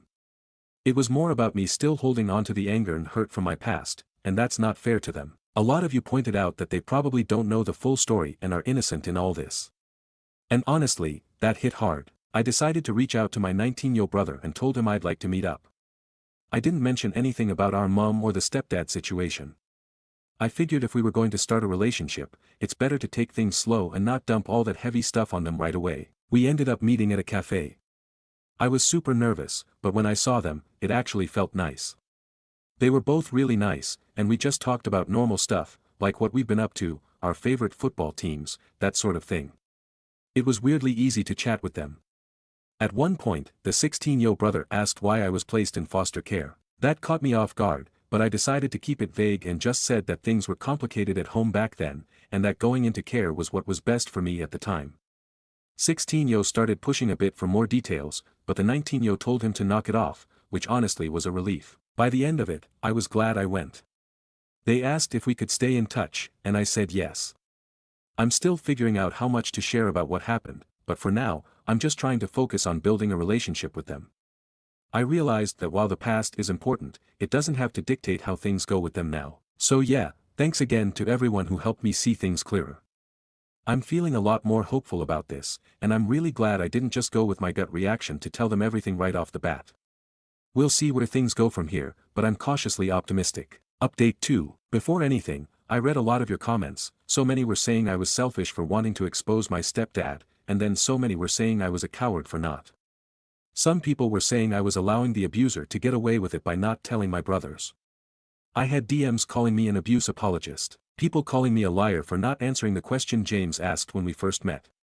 I never said I wasn't ever going to talk to them about my past. Literally in my last post I said I was still working on sharing my past in a healthy way, with help from my therapist, and yet I had people acting like they knew best and that I should just tell them both right away. So many people arguing about it one way or the other. It does seem like everything I do there will be issues, I will upset someone. I know that and I am trying to navigate this in my own way, so please be respectful of that. Even if you would have done it a different way. I am in no way letting SD get away with the abuse. I tried everything I could as a child/teen to get him prosecuted. I have accepted that that will never happen. Just know I am a real person who reads the comments, not everything I do is perfect. But please just be kind. I don't say this to stop people from giving me advice, I love advice. Just be positive and kind. I don't need more negativity. Anyway, in the week since my last post I have met up with my brothers 3 more times. Once with both, and 2 times it has been just me and Richie. There seems to have been an instant bond between us, something that I didn't even know I wanted. I am loving hanging out with them, which is amazing because I didn't even think I ever wanted to see any of my family again. Never mind start to develop a good relationship with some of them. When I last met up with Richie alone we went to go see a movie and then get something to eat. We spoke about our plans and what he does now. And we got talking about me and foster care. I asked him what he had been told about me growing up. He said they haven't been told much, but that mom sometimes talks about me. I asked him what he remembered of me and why I was taken into care. He said he has some memories, fuzzy memories and clear memories. But he said he didn't know for certain what happened. He said he remembered a lot of fighting and arguing between me and SD. He said he had one very clear memory of me, but said he didn't know whether it was appropriate for him to share it or not. He asked me what I remembered, and I said it was difficult for me to talk about with people. He said he understood if I didn't want to get into it. I asked him what his clear memory was. He remembered me being about 8 years old, my SD stripping me naked and putting me in a dog's collar and making me eat dog food. He said he remembered his dad hitting me with his belt as I was eating out the dog bowl and crying. This actually happened many times for me growing up, but he said he only remembered it once. I started crying and he apologized for bringing it up, and I said don't. I was glad he at least remembered some things of my abuse. He said he guessed that the abuse by SD was the reason I was taken away. I said yeah. I asked if SD ever abused either of them and he said he hadn't ever. But he said he wasn't close to either my mom or his dad. He said they weren't ever amazingly loving people, but never abused them. He said he was sorry again. We spoke some more about our childhood. I felt safer talking about the abuse since he already remembered some of it. We spoke a bit more about it. I tried answering questions he had and he answered some of mine. He asked if the trauma still impacts me now, and I said yeah. I was open with him that I've attempted to end my own life multiple times because of it. He apologized for not being there for me, for not sticking up for me. I said nothing that happened was his fault, or my fault, and that we can't change the past. After we finished, we both went to our own homes. He messaged me saying he's glad I grew up and that I managed to keep living. He meant it sweetly, I think, even though it came off a little weird. I feel really amazing that I have a brother who seems to care about me. I couldn't even have imagined he would have liked me a few weeks ago. Update 3. Hey everyone, it's been 16 days since my last update, and I wanted to fill you in on how things have been going. I'm still working on building a relationship with my brothers, but it's been more complicated than I anticipated. While things started off surprisingly well, it's clear now that we're all navigating different versions of our shared past. After Richie opened up about his memory of the abuse, we've had more conversations about what I went through. I didn't want to keep tiptoeing around the subject, so I decided to share a little more, but I've been careful not to overwhelm them. James, though, has been acting a bit distant since then. I can't help but wonder if maybe he's struggling to process everything. I wouldn't blame him. It's a lot to take in, especially for someone who had no idea what was really going on back then. And I didn't even really tell him what happened, just that I was abused by his dad when I was young, and that's what caused me to go into foster care, and I only told him that much after he asked me again. Richie has been supportive, but I think even he's starting to feel the weight of it all. We had a pretty intense conversation a few days ago where he admitted that he's feeling conflicted. On one hand, he loves his dad, but on the other, he now knows what a monster he was to me. It's like he's torn between two realities: the dad he grew up with, who was far from perfect but never abusive to him, and the man who made my life hell. He hasn't said it directly, but I think part of him feels guilty for not experiencing the same horrors I did. I think he feels like I got it so he and James didn't. I keep reminding him it's not his fault, but I can tell it's weighing on him. Richie has been hanging out with me like 3 times a week though, and we have a good time together when we do hang out. As for James, he's been pulling away. I tried reaching out to see if he wanted to meet up, but he keeps making excuses. I get it, I probably dropped a lot on him. I've decided to give him some space and not push too hard. I've learned that everyone processes trauma and difficult truths in their own way, and maybe he needs time to wrap his head around everything. Despite all of this, I've started to feel a bit lighter. Sharing my story, even if it's just pieces of it, has been hard, but it's also been freeing.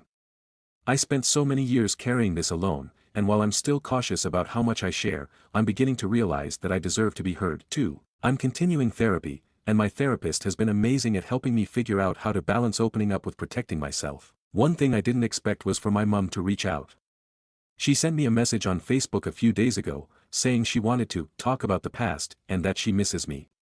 It was the first time in years I've heard from her directly, and honestly, I'm torn about what to do. Part of me is still angry, furious, even, that she let all of this happen. But another part of me is curious. I don't know if she's finally seeing things clearly or if she just wants to smooth things over without actually addressing what happened. I haven't responded yet, and I'm not sure if I will. It's hard to know if she's changed or if it's just too little, too late. For now, I'm focused on my relationship with Richie and James. I'm hopeful that with time, James will come around and we can all find some peace with the past. But I'm also learning that not everything can be fixed, and that's okay. Some things, you just have to learn to live with. Thanks again for all the support. It's been really helpful to read through your comments and know that I'm not alone in this journey. Update 4. Hey everyone, I wanted to hop on and give a little update.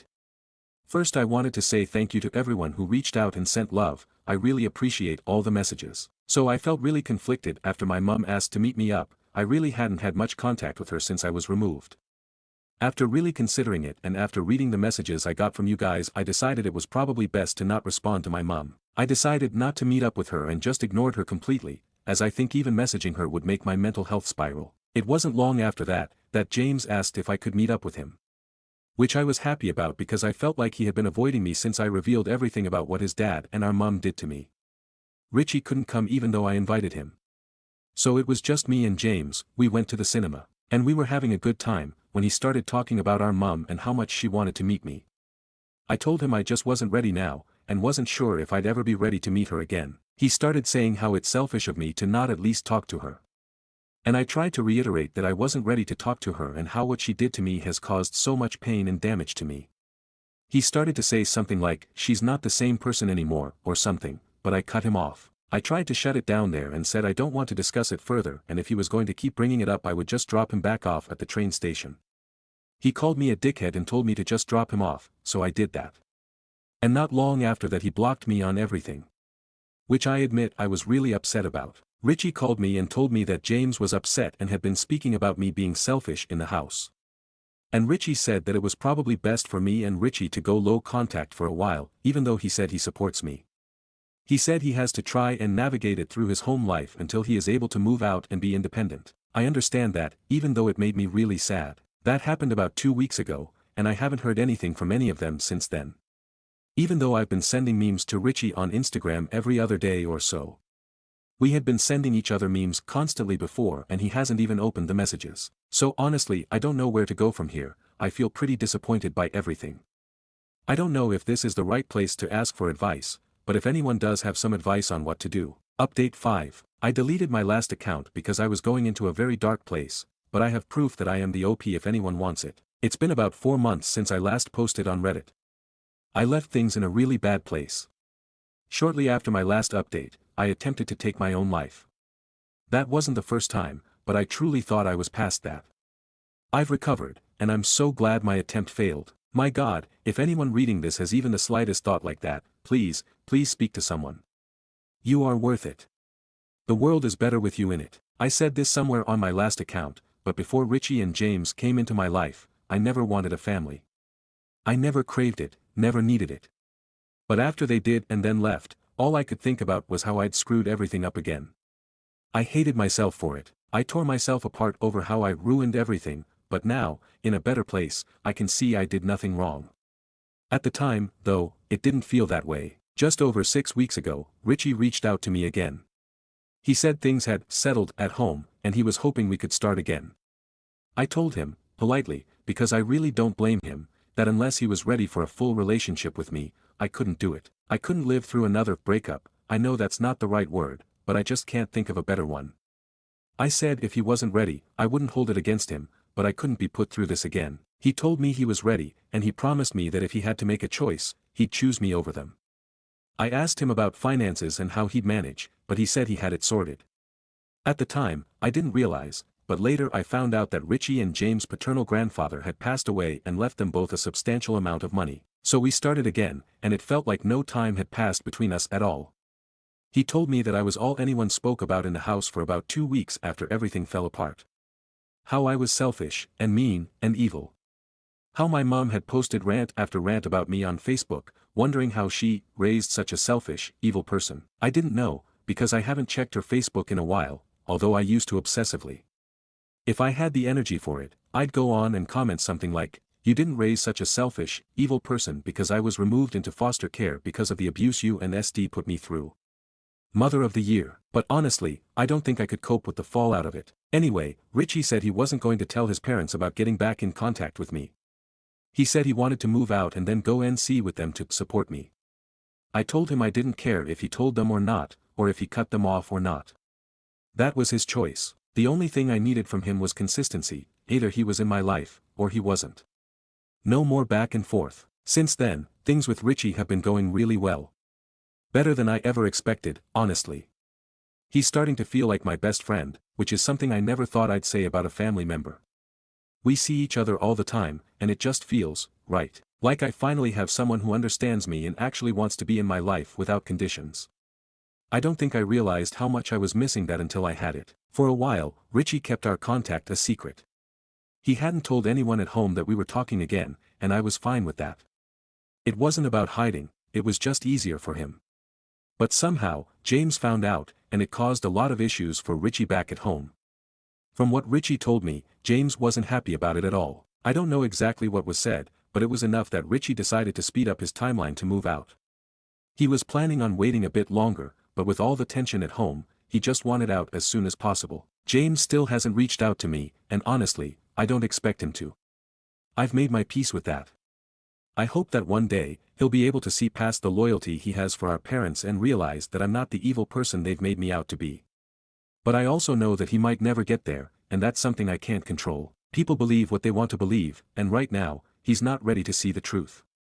Maybe he never will be. The good thing is, despite James' reaction, no one has actually tried to stop Richie from seeing me. That, at least, is something. Most importantly, I'm feeling so much better about life again. After everything, I'm finally starting to believe that I deserve to be happy. I don't know what the future holds, but for the first time in a long time, I feel hopeful. Stories number 14. I am leaving this house. I will have no one to help me. I feel inclined to share this since I'm getting berated by my extended family. For context, I'm 21F and he's 15M. My little brother, Rascal, is a narcissistic menace. As a kid, it was tolerable. I was his older sister, and being the eldest daughter of 5 kids in an ethnic household meant every action of his, and the rest of them, was on me. But as he grew older, he began taking advantage of the fact that I'm the scapegoat of the house, the one no one respects or listens to but is blamed for everything. The straw that broke the camel's back was him attacking me 2 weeks ago. He had my wrists on a death grip and I instinctively fought to get him off me. I was dumbfounded and also scared because he attacked me at the top of the stairs, and I was on the verge of falling down. He had a growth spurt last year, so his 5 feet 10 inches to my 5 feet 5 inches, which perhaps gave him the confidence to manhandle his older sister. I would have left there and then, but it was 10 p.m. at night, with no car and nowhere to go. I woke up the next day with bruises on my wrists and got really upset and angry all over again. I called my uncle to tell him what happened because I didn't know what else to do. I regret that because whilst he did tear Rascal a new one, he also told him to apologize to me after she's had a day to calm down. Rascal didn't do that, and I was truly hoping he'd never talk to me again since he didn't get any punishment anyway. No one held him accountable for his behavior, he just went straight back to his PS5. However, my uncle called me back a few days ago and asked if Rascal had apologized yet.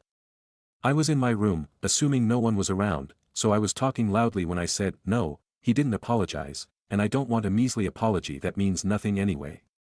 He has done this over and over again and I'm tired of the abuse. I've done nothing to deserve this. Rascal was standing outside my room and heard that Uncle was on call with me, and in an attempt to manipulate the situation again he ran, got some leftover snacks from his room and knocked on my door whilst I was still on call with Uncle. My uncle heard Rascal come into my room and throw the snacks at me whilst saying sorry loudly.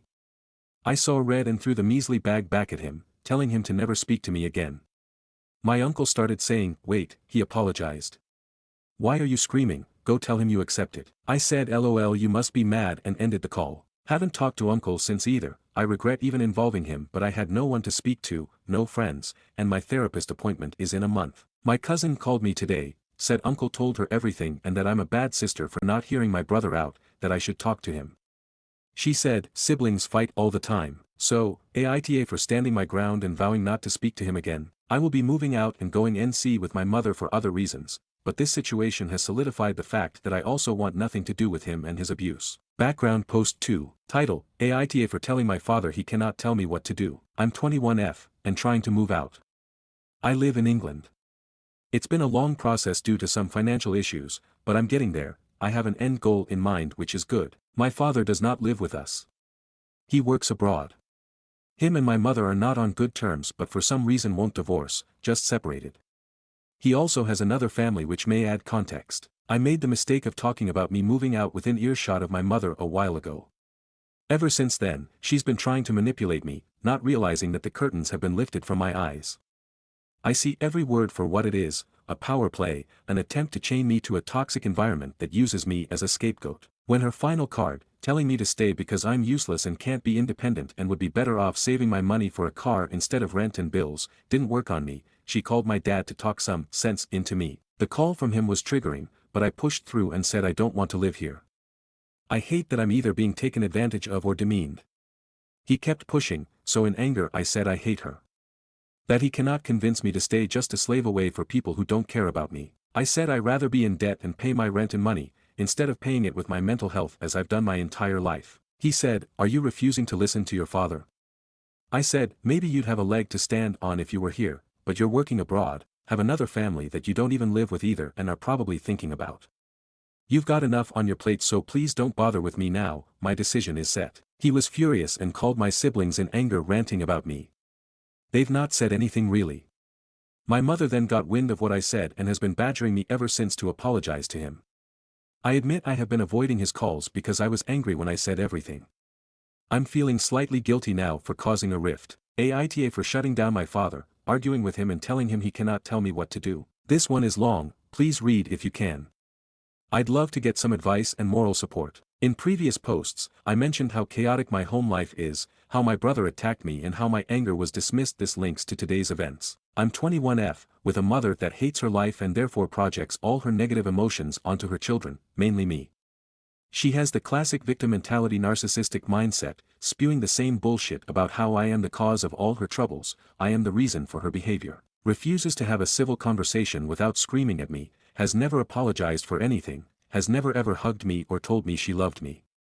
That's not an exaggeration, never. Being the eldest daughter, I was blamed for it all. Her behavior is always my fault according to her. I'm too emotionally drained to give specific context, but just know that the "why does my mother hate me?" questions began when I was just a 5-year-old little girl. In the past few years, I had accepted that no amount of begging, pleading or bargaining would give me the loving mother I yearn for. So I decided to protect my emotions from being exploited. I stopped trying to reason with her. After the incident with my brother, I continued not speaking to anyone. Going about my life outside, coming back here just to sleep. Without the financial independence to move out and no friends to stay with, I thought I had to endure this until I got my money up, but I'm at the end of my rope. Today, after not speaking to each other for weeks, she came and commanded me to fill out a long form for her. I said, I'm not ready to act like nothing happened. I was assaulted and nearly thrown off a flight of stairs by your son and you did nothing but watched. And then dismissed me when I broke down in rage. You have ignored me since. If you're gonna talk to me, then let's start with what happened that night. She began ranting about how everything was my fault. How I'm selfish for expecting her to sort him out when he won't listen to her. I said, you laughed at me in front of him and told me to stop the dramatics. In front of him. The ranting from her dragged on and I just left to go to my room. She came up after me cussing me out. This is where I lost it and began recording so I have evidence. She yanked my phone and threw it back at me. Then proceeded to continue raging at me. I made a mistake and said, that's what you are, as a reply to one of her horrible insults to me. She began hitting me, I tried moving away but she continued, at one point punching my face. Now she is shorter than me, and I'm quite obviously stronger. I could have fought back, but regardless of everything, in my heart she's my mother and I didn't want to touch her and give her ammunition to use against me. I managed to grab my suitcase and duffel bag which became a shield against her attacks. I went upstairs, hyperventilating and needing to get out. As mentioned in my previous posts, she has tried manipulating me to stay and not leave the house before. But something about today opened my mind, I'd rather be living in shelters than be here. I packed a bag but all the numbers I called wouldn't pick up. I've been in my room for the past 5 hours, trying to hatch out a plan. I can't leave if there's a risk I'll be forced back because of circumstances. I know because of previous fights in this house that my mother will give me the silent treatment for weeks, so I have time to hash out a plan. I have no friends. No one to stay with.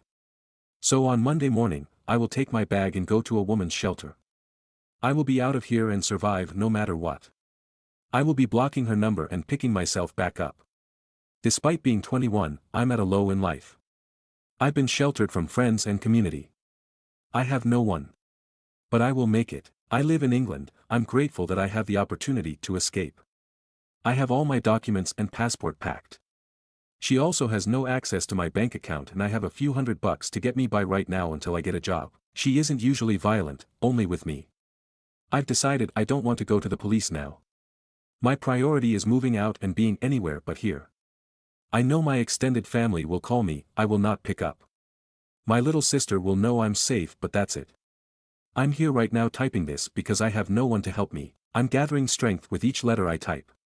I will make a life for myself, one of my doing, one that overcomes the trauma she has inflicted on me my whole life. I will succeed despite it all. I'm hoping that things go well and I'm able to come back here and let you know that I've taken the step, that I'm doing it. I will find a job, I will work hard, I will decide how my future looks. I'm done being the chained elephant who doesn't know her own strength. I will be free. I only wish I didn't have to be all alone doing this. Comments. Commenter, don't fall into the trap of a seemingly nice partner comes along and wants to give you the world, only to continue the cycle of abuse. Reply, fortunately, I don't trust at all when it comes to romantic situations. I've refused many dates with seemingly nice men before, because I'm not mentally healed from this household. After I attend therapy and work more towards healing, maybe I'll give it a proper go, but definitely not now. I also don't have a car. Wish I had. I'd be out of here by now if I did. It's one of my goals though for when I'm more financially stable, learning how to drive and getting myself a car. Work. I have BCC from my A-levels, and a level 3 certificate in cybersecurity practices. I haven't gone to uni, I explain a little about that in another post. But I have a good enough CV, resume, so I've been mass applying to jobs online despite the lack of vacancies. I'm planning on calling job agencies too, every morning, and maybe start off with a zero-contract job whilst I look for something more stable. Edit. I live in England to clarify, but in summary the credentials mentioned above means that I am employable enough, I think. I haven't had a job before, which sucks, but I am really good at adapting and learning. Update post. Title, I'm about to do it. There's only 9 hours left till I leave and never look back. My life begins tomorrow. I'm so scared. Posted about my plans to leave this abusive house yesterday. I live in England. I am quite literally shitting bricks.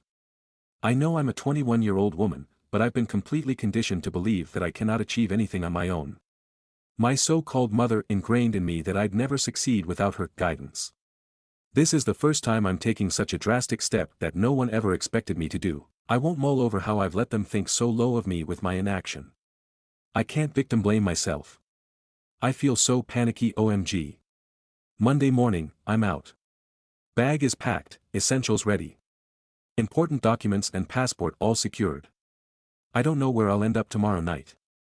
I have no idea what the future entails. I have no means to support myself currently, but my priority is escaping this hell.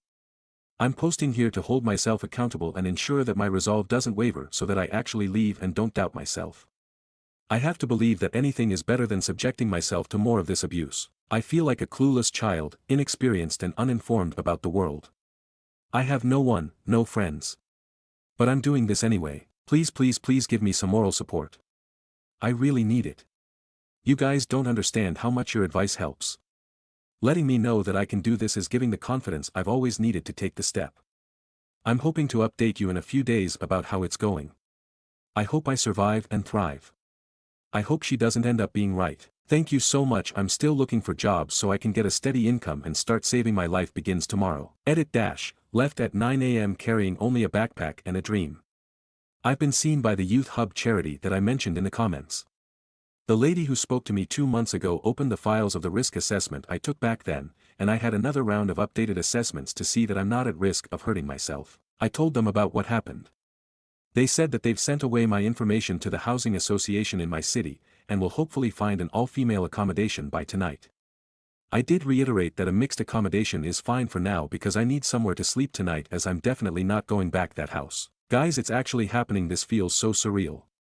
I'll do a proper update once I'm situated and more settled. Edit 2 dash, I've got a horrible headache. I'll make a full update about everything later on, but right now I just want to ask what other options I have in West Midlands. Our councils are strapped for cash, our charities are closing due to lack of funding. The level of loops I'm being forced through is diabolical. I understand, I guess, people can lie just for housing. The questioning of the abuse made me even less secure in myself, felt like I'm making it bigger than it is, but I'm still pushing through. Like I said, I'll make a detailed update, but in short, as of right now I've called the police, waiting for them to email/text me with the crime number so I can forward that to the charity workers who'll send it to the council. Then, I'll wait for a call back from the housing association again. I just really hope I get answers before night time, so that I have time to think of other options. I've been sitting down, stressed and mentally drained from having to explain what I went through over and over again. Anyway, I hope I'm back later with better news. Update post 2. Hey. I'm the 21-year-old young woman from England, West Midlands to be specific, that was planning to escape and live her new life. Fair warning, this post ended up being so much longer than I intended it to be. If you're new, I posted last night about leaving my toxic household. I talked about not having anyone, being all alone, but being determined despite that. So I got up at 7 a.m. all nervous. Had breakfast. Insured the kids, edit, I'm referring to my 3 younger siblings living there, all over 15 years old, and mother were gone before I got ready to leave. Just as I was about to go downstairs to leave, I heard my mum come back, which never happens once she leaves for work. She heard me moving about but didn't bother me, just went to the bathroom and left. Longest 10 minutes of my life. I really wanted out and right on the day I secretly made a solid decision she was back to haunt me lol. Anyway, I didn't overthink it, I left just after she did and walked in the opposite direction to the bus stop. I got to the youth hub at 9 a.m. Told them of my emergency and that I needed somewhere to sleep tonight as I had nowhere to go. Things seemed to be going well. In the other post I added edits as things were happening in real time, so feel free to read that, but I hit a snag when the housing association called me and said that they can't help with just my words, I could be lying, thus needed evidence. They asked if I had filed a report with the police yet or if I had medical records from the days of the attack. I said no and no. The lady speaking to me seemed like she just wanted to end the call there, but with enough prodding she did tell me that if I filed a report and gave them a crime number I could then be housed somewhere tonight. I called the police, which was a whole other grueling experience. The first woman who picked up was so sweet, she was patient and told me to take my time once I mentioned I was reporting abuse. However, they referred the call to another man, from the domestic violence department with the cops, and that call was so emotionally draining. It was a video call, and his whole demeanor read like he was annoyed at me and that this wasn't a big deal. I reiterated to him this is the first time reporting my family, so I'd need a little patience. He kept telling me to stop adding unnecessary details and cut to the point with the events. Verbatim. I was so stressed recalling what occurred and his bluntness wasn't helping. At one point he let out a chuckle when I said I didn't want to press charges, I just needed the report on file so that I won't be reported missing. So that I can be housed away from that unsafe place. Then his demeanor turned into, oh, so that's why she's doing this, and he proceeded to talk to me like I'm a moron and say, you can give them the crime number, but the council won't get any details if they ask, so don't think any data protection laws will be breached to solve your housing problem.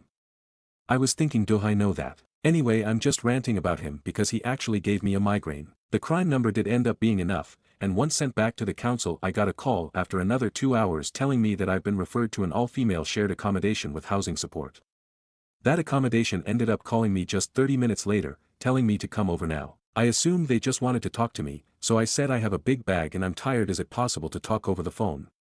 The lady said, oh no, I'm telling you to come because there's a room that was just vacated this morning, come see if you want to stay. There was of course no question about it. I went on my way, taking another 30-minute bus ride. Anyway, got there looking disheveled and crazed. I was so exhausted. I got a brief tour, can't recall anything, she talked to me and I filled out some forms and signed some papers. So I'm officially here for the foreseeable future, only paying a small weekly service fee until I get a well-paying job, after which they won't help me and I'll pay the full rent. I'm so tired. I haven't eaten since this morning, I've been having some snacks but that's all. I plan on getting cleaning supplies, cleaning the room up tomorrow. They didn't get a chance to clean it before I came, and being grateful despite the fact that some things that aren't great here. I'll go into more detail on that in another post because this is getting too long. Sorry for rambling, I hope you're still reading. I talked to my little sister and she said my mother has no idea still. Like I said before, drama with my mother means she'll ignore me for weeks after. So the fact that this one is newly fresh, literally occurred only 2 days ago, means she hasn't seeked me out at all.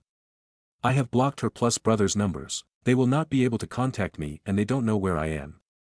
I also specified to the police that I'm not missing, I'm safe and any missing reports are false. I told them to call me if they get such a report and need to confirm my safety. Okay, finally let's talk about how I feel. I cannot believe myself. I have a bed to sleep in, a wardrobe to put clothes in, somewhere to be that, and it only happened because I took that step.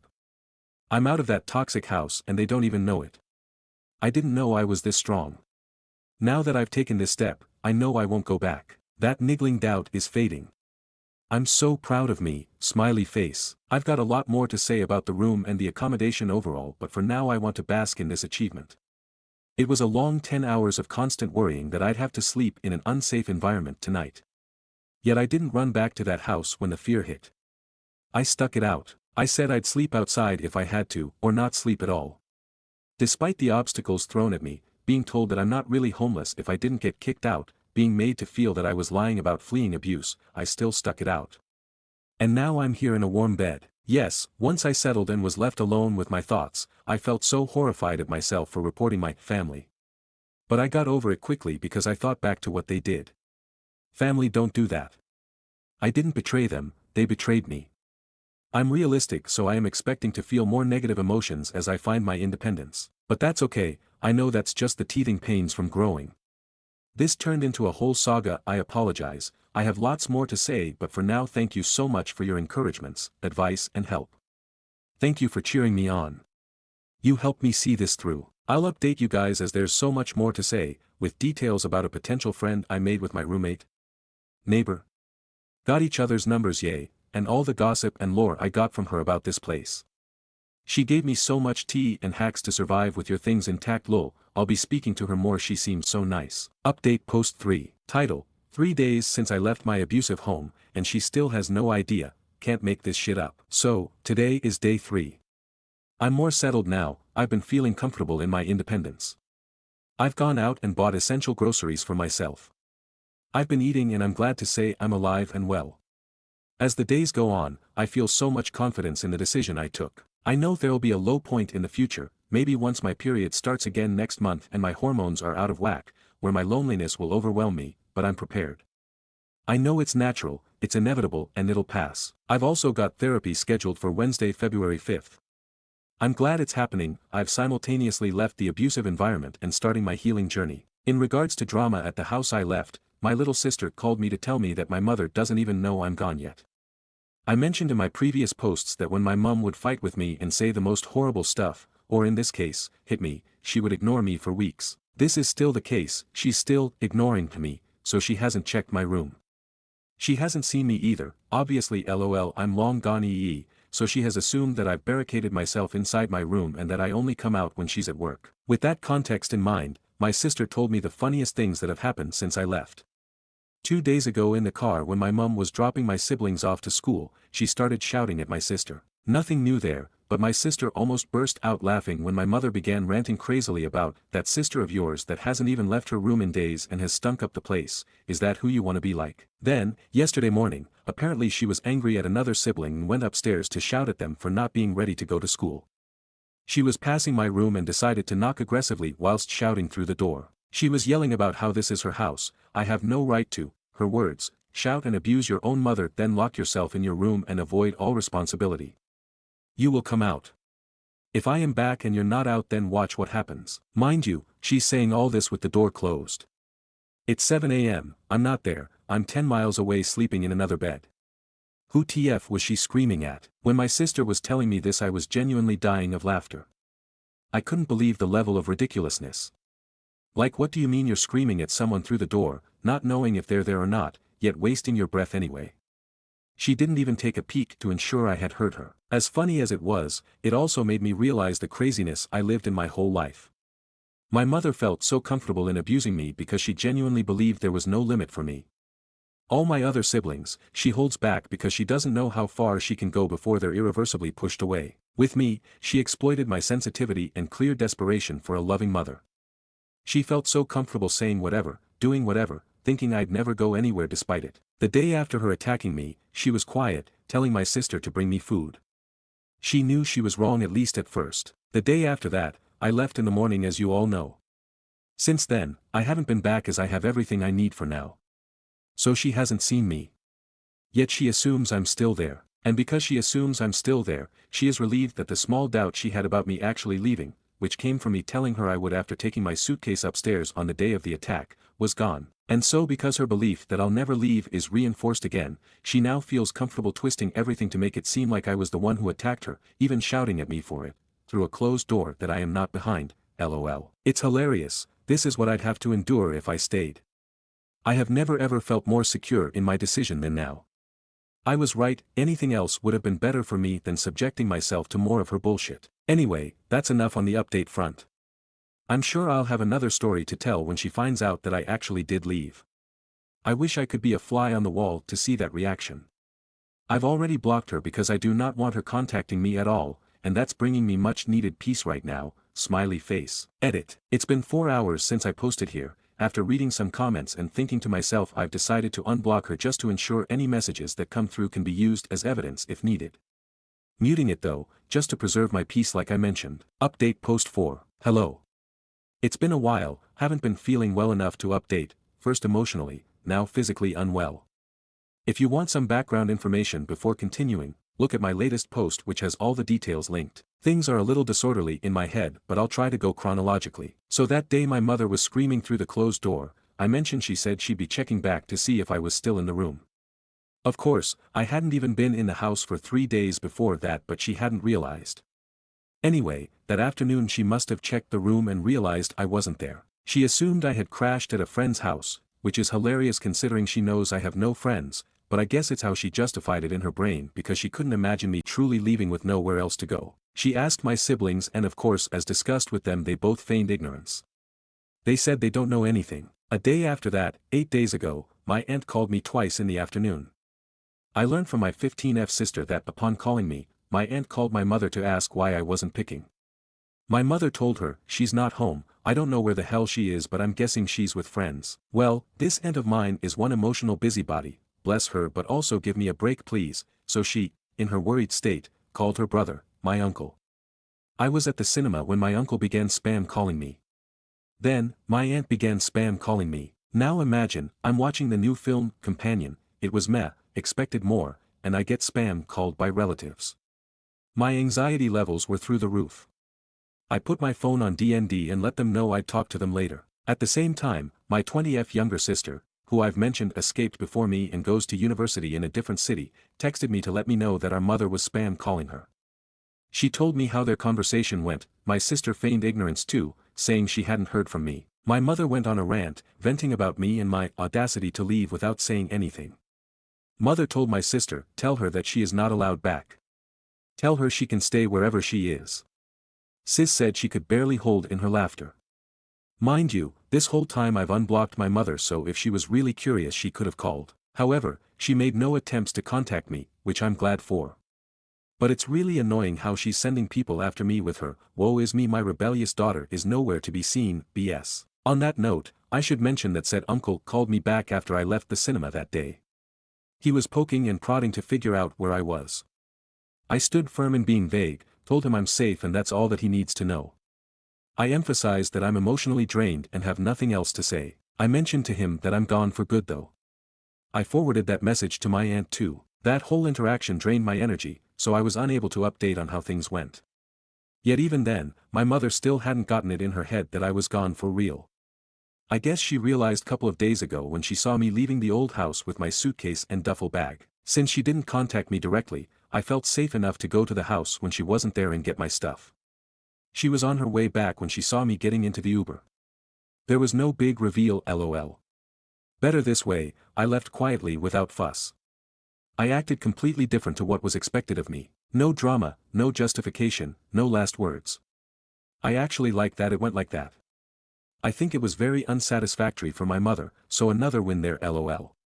At least her pride will not let her contact me. That would have hurt me before, but it works in my favor now. I also had my first therapy session on Wednesday, February 5th. Went well, still feel weird about opening up. I feel so self-aware about who I am, so it'll be interesting to see if I learn more about myself. Unfortunately, with this being a free service, I only have up to 8 sessions, 8 weeks.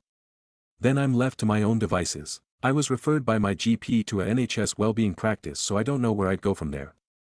I don't have the money to pay for therapy. After my therapy on Wednesday I broke my damn molar, lol. I was eating and it went crack. I had an ugly meltdown. It was the last thing I needed. Luckily, I was able to get an emergency appointment for the next morning to get it removed because it posed a danger apparently. I didn't want to wait for severe nerve pain, so I opted for the extraction. That shit was so painful. I only received a local anesthetic, but I swear I felt the pain. I, of course, tried to be calm, but the sight of the blood being sucked away in those tube things made me feel faint. I could never work in the medical field. Anyway, it's been 2 days since I've had it removed. I'm still swollen, still in pain. Haven't eaten much, have an extreme fear of getting dry socket. Reading online about it hasn't eased my anxiety, lol. I don't have much energy to make myself soft foods either, but I'll try make myself some oats tomorrow morning. Speaking of dry socket, I'm not in throbbing pain right now. I'm fine. It's been around 55 hours since the extraction. How much longer am I at risk for? I haven't even spat vigorously or brushed my teeth properly, yuck, all that time, been very gently rinsing with warm salt water though. I hope I can go back to normal soon. It's very lonely, recovering from surgery all alone on the first few days of moving out. Another good thing is that I've got a food bank voucher.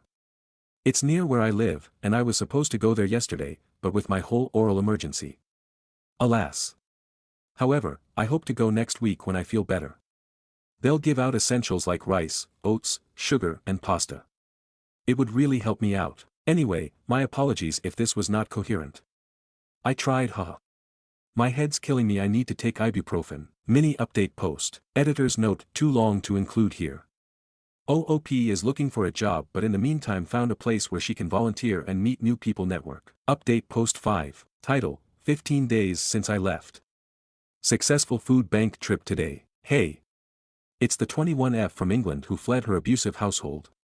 Call me Kenzie, I love that name. So today, I had an appointment with a support worker from the charity that initially helped me when I fled. She was nice, expressing the ways she can support me.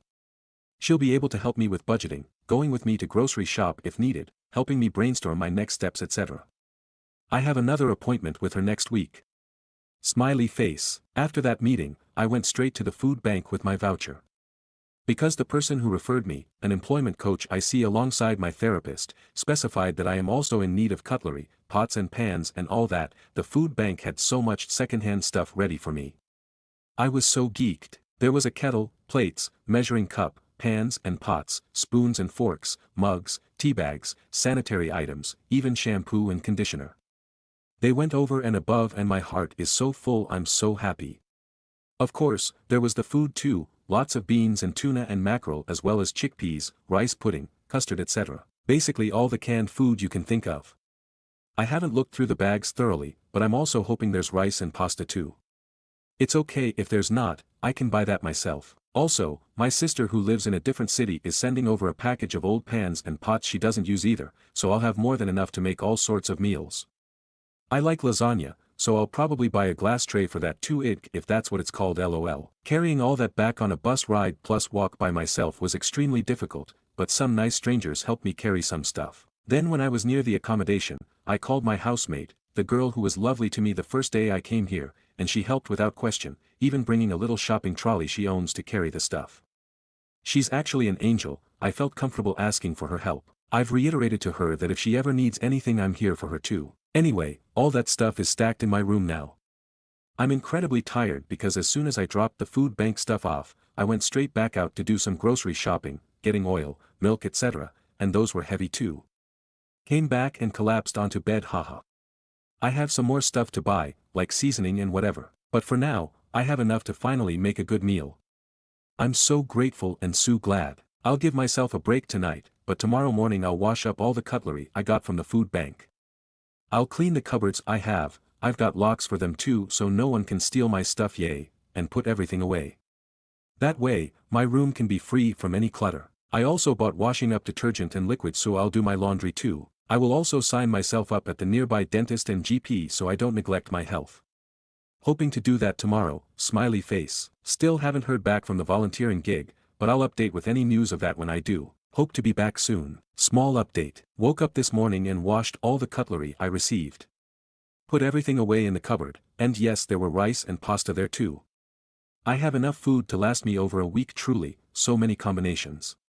There's even a veggie curry in a can that I can heat up and eat with the rice. I'm so happy, smiley face. Also there's this one small glass oval thing that I have no clue what it is. Is there a subreddit to find out the names of odd items? Google didn't help, lol. I'm a bit confused. Edit. I'm told it's a lid for a casserole dish. Never would have thought. Mini update post. Editor's note, unable to post here due to length, but OOP has reconnected with a friend who was able to help her when she needed some medical attention. Stories number 15. Aita for breaking up with my child's father due to the emotional incest relationship he has with his mother. I, 25F, recently broke up with my child's father, Mark, 27M, because I can't handle how his mother is constantly overstepping boundaries in our relationship. Mark is a grown man, living in his mom's basement, and she treats him like he's still a child. She buys him expensive gifts like tablets, shoes, and glasses, but while she'll go out of her way to spoil him, she refuses to help me when I'm struggling to find resources for our daughter, despite knowing where to get them. What really bothers me is how she's been treating me, specifically the way she completely ignores me when she's around my daughter. She'll talk to my daughter, completely bypassing me as if I'm invisible. It feels like she doesn't acknowledge me at all, even though I'm the one raising our child. It's disrespectful, and I don't know how to deal with it anymore. To make things even worse, she told me that Mark used to rub her feet when he lived at home and that she feels bad for me because he doesn't do that for me. I felt so uncomfortable hearing that. It just seemed too inappropriate for a mother to share, and it made me question the kind of relationship they have. It feels like it crosses the line from being close to being emotionally enmeshed. She also tries to be overly involved in our relationship, especially when Mark and I argue.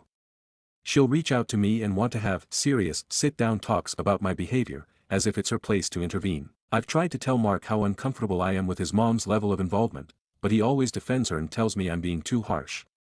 I don't think he fully gets how damaging this behavior is to our relationship. Additionally, she buys Mark and our daughter matching clothes, but never includes me in any of that. It makes me feel like I don't belong or matter. When I've asked her for help with things like diapers or finding financial resources, she's always too busy or dismissive, yet she knows exactly where to get the support I need but refuses to help. Mark has sisters, 4 of them, and I've noticed that they are treated horribly by their mother too.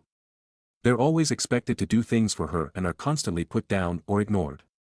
It's clear that she manipulates and controls all of her kids, but it's especially bad with Mark. The way their family dynamic works makes me really uncomfortable, and it's another reason why I've decided to break up with him. The emotional incest within his family isn't healthy, and I don't want my daughter to grow up thinking that kind of relationship is normal. The final straw for me was when Mark was upset over an argument we had, and his mother took it upon herself to step in and talk to me about my behavior, without him even being involved. She's always trying to control the situation, and it just feels like she's putting herself in the middle of a relationship she has no place in. I've told Mark that this situation is making me feel disrespected and unsupported, but it seems like he's more loyal to his mom than to me. I've reached a point where I feel like I need to step away from this relationship for the sake of my own mental health and for the well-being of our daughter. So, AITA for breaking up with Mark because of the emotional incest relationship he has with his mom. I just feel like I can't live in a relationship where I'm constantly disrespected and made to feel invisible. Stories number 16. AITA for reporting a coworker who sent me a screenshot of a female intern's outfit during a Zoom call, and he got fired. I'm 19M, working an internship at this company and we get to WFH 1 day a week. This is my first corporate experience. Our team's dress code is pretty casual, especially at home. For example, I've seen someone show up to work in sweatpants and a t-shirt and jacket before. A couple weeks ago, we had a 1-hour Zoom meeting and our team were all WFH during that day. The meeting was with me, Mark and James, both interns from my college that were friends with each other but that I didn't know before, Zoe, 19F intern from a different college, Aaron, my boss, and a few others. During the call, I noticed that Zoe was wearing a slightly sheer top with no bra, which became more noticeable when she turned on another light.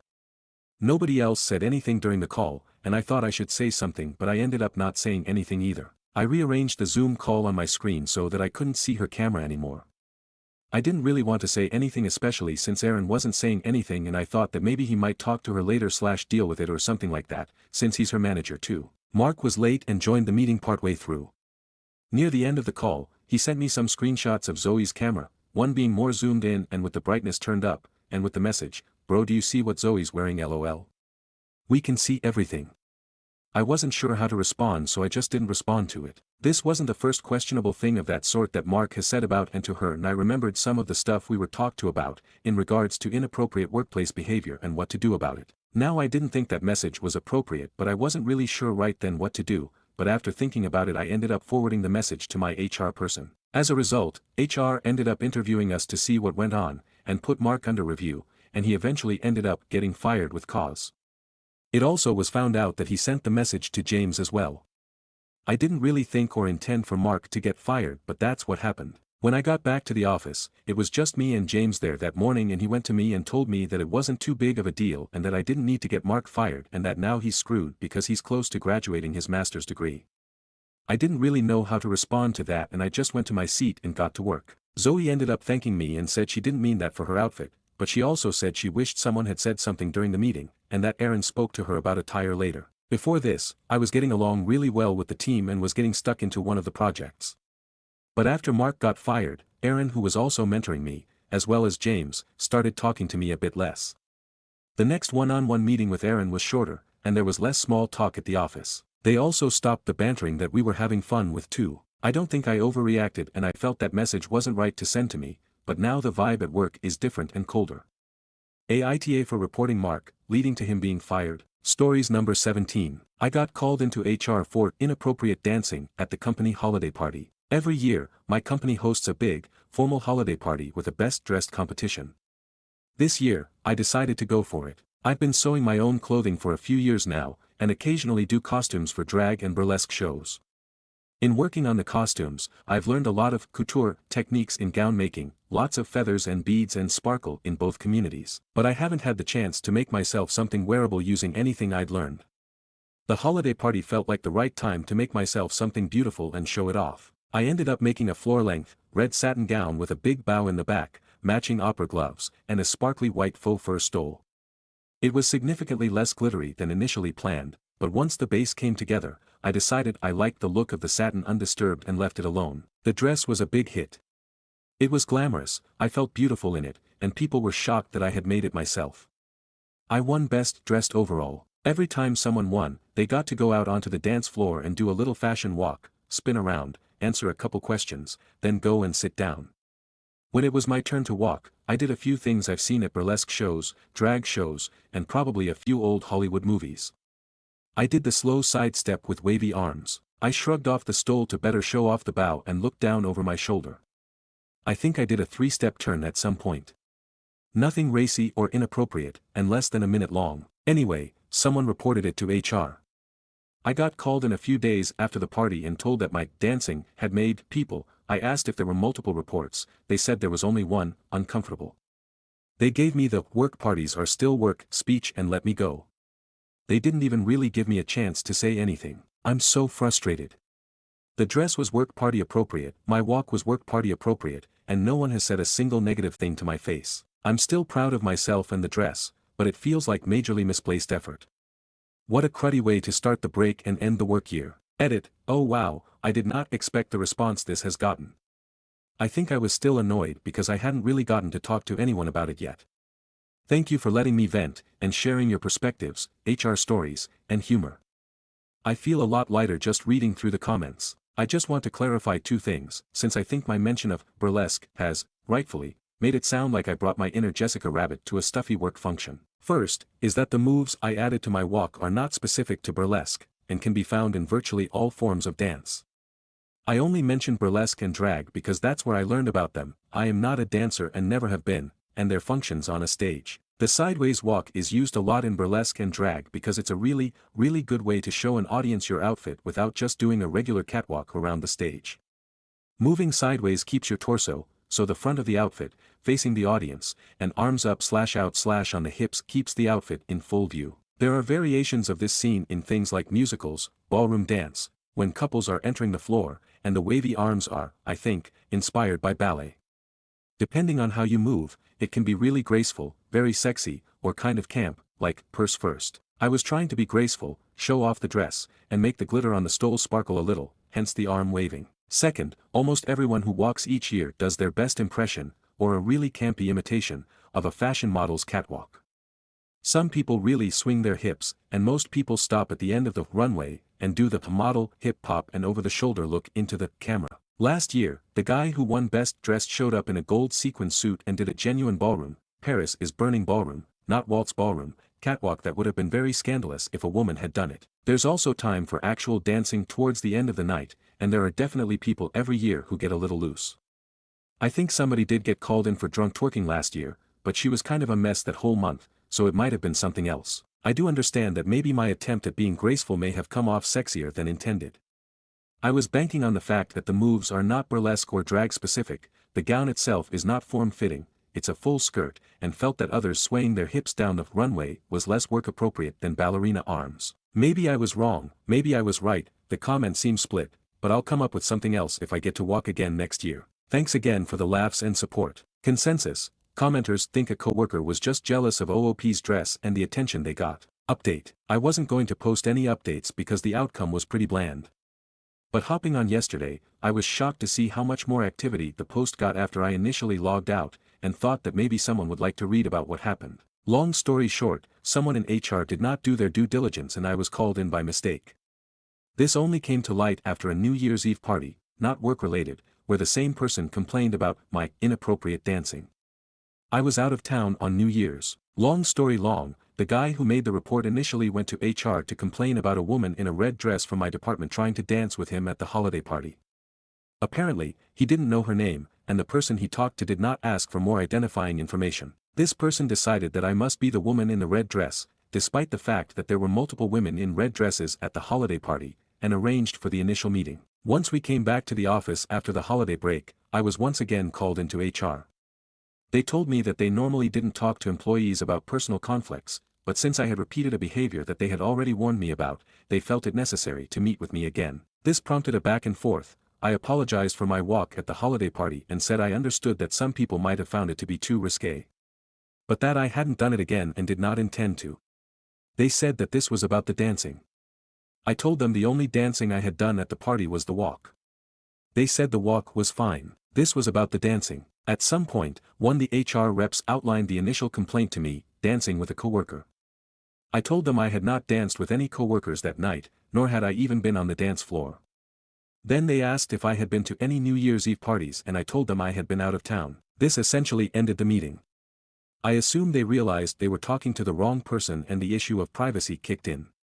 I was given an apology by the head of HR a few days later and told that the situation was being dealt with. One person doesn't work here anymore, but I don't know if that was the HR rep and whether that person was fired. I think I know who the real woman in red was, unless she was in burgundy, then it's a toss-up, but I have no idea whether or not she's been spoken to. I don't know the guy she was trying to dance with. I still feel weird about everything when I think about it, but I think that's because I don't know what went on with the two people actually involved. But I don't think about it very often, which is good. Thanks again for all your HR stories, thoughts, and humor. I didn't realize how frustrated I was about not being able to talk to anyone about it. The comments really helped. Stories number 18. Aita for refusing to babysit my nephews again for free. I'm 29F, child-free by choice. My sister Carlene is 27F, has two boys ages 3.5 and 2. We live close to each other and I've been in their lives since the beginning. We are each other's only family, we come from a broken and dysfunctional family. I love the boys but they are a lot of work, especially on top of my own career in social work and my personal reasons for not wanting kids of my own. I watch them help out babysit probably 10 to 20 hours a week currently, and it's getting exhausting. The times I've been needed have slowly increased and over the last 7-ish months it's been like this. At first it was Carlene looking for a part-time job, going to mandated courses to get unemployment, occasional movie nights with friends etc. which I was okay with. Now I spend most of my free time at their house. Lately the cause has been that her best friend's mom is dying and Carlene needs to be there. She's a single mom and I get that it's hard, but recently I feel like she's using me and I rarely see my fiancé as we both work shifts that change all the time. Sometimes when she's asked me to watch them and I've had some other plans, Carlene sends me a voice message of the boys crying, missing me, guilt-tripping me, saying it's such a shame I care more about myself than them. Telling me she would ask someone else if she had anyone else to ask. Saying really mean things about me being selfish for wanting to enjoy date night when she has to choose between her kids and her best friend's dying mom.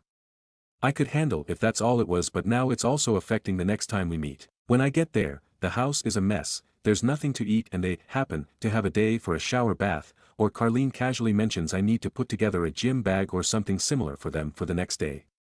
These weird, extra things that are obviously revenge. The first time this happened I assumed she'd be grateful I helped where I could, but it wouldn't be an issue if I didn't have time to do everything.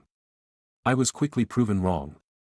Before she got home she casually asked if I had done the extra things, and when I hadn't, not all anyway, she suddenly had to stay a little later. This happened a few times and I'm ashamed to admit it took me too long to understand what was happening. I was just glad she was updating me on her estimated arrival time. She usually never did that. Another thing she does for revenge, I feel like, could be my exhausted interpretation, is not prepare meals for the kids, or even leave money. When I go to the store she promises to pay me back but, you guessed it, tries to guilt me into saying she doesn't have to pay. She's also not kept her word about some things she'd promised, saying she doesn't want to do things for me if I can't help her with the boys. The excuses and backtracking on stuff start immediately if I don't do exactly what she wants. The latest example, I asked to borrow a dress for a wedding because I didn't want to buy one and we had always borrowed each other's clothes, and she agreed. For days before the wedding I couldn't show up as fast as she wanted on a short notice, so she said I could forget about borrowing the dress, she'd forgotten she'd need it herself. I had to panic buy one. Last month she promised to pick me up after leaving my car for some maintenance and she didn't show up, I was stranded. Took her 5 hours to answer her phone and get there. She also had the audacity to huff and puff about how inconvenient it was she had to drive me. Sorry this is so long, but it's been mind-blowing writing this all down and seeing what I'm putting up with. I'm such a doormat. So yesterday I told her I couldn't come today when she called, desperately needing me to watch the boys for the evening, and when she started her tirade of me being selfish I kind of just snapped. I told her to shut up and listen. If she thought I was that horrible of a human and so selfish, she had two options. Either stop relying on me so much and letting her kids be exposed to my selfishness, or I'll really start being selfish and will not watch them free of charge ever again, never do anything extra without being compensated.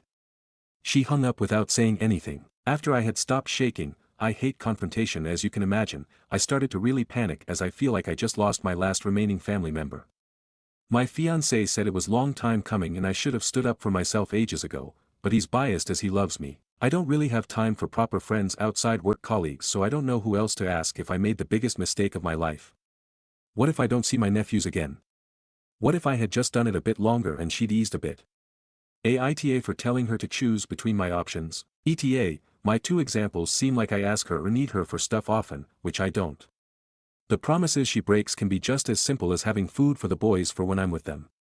The dress and leaving me without a ride are just specific events that were easier to explain, but I quickly realized it's not accurate. Relevant comments. Commenter 1, your sister is extremely irresponsible and selfish to the core.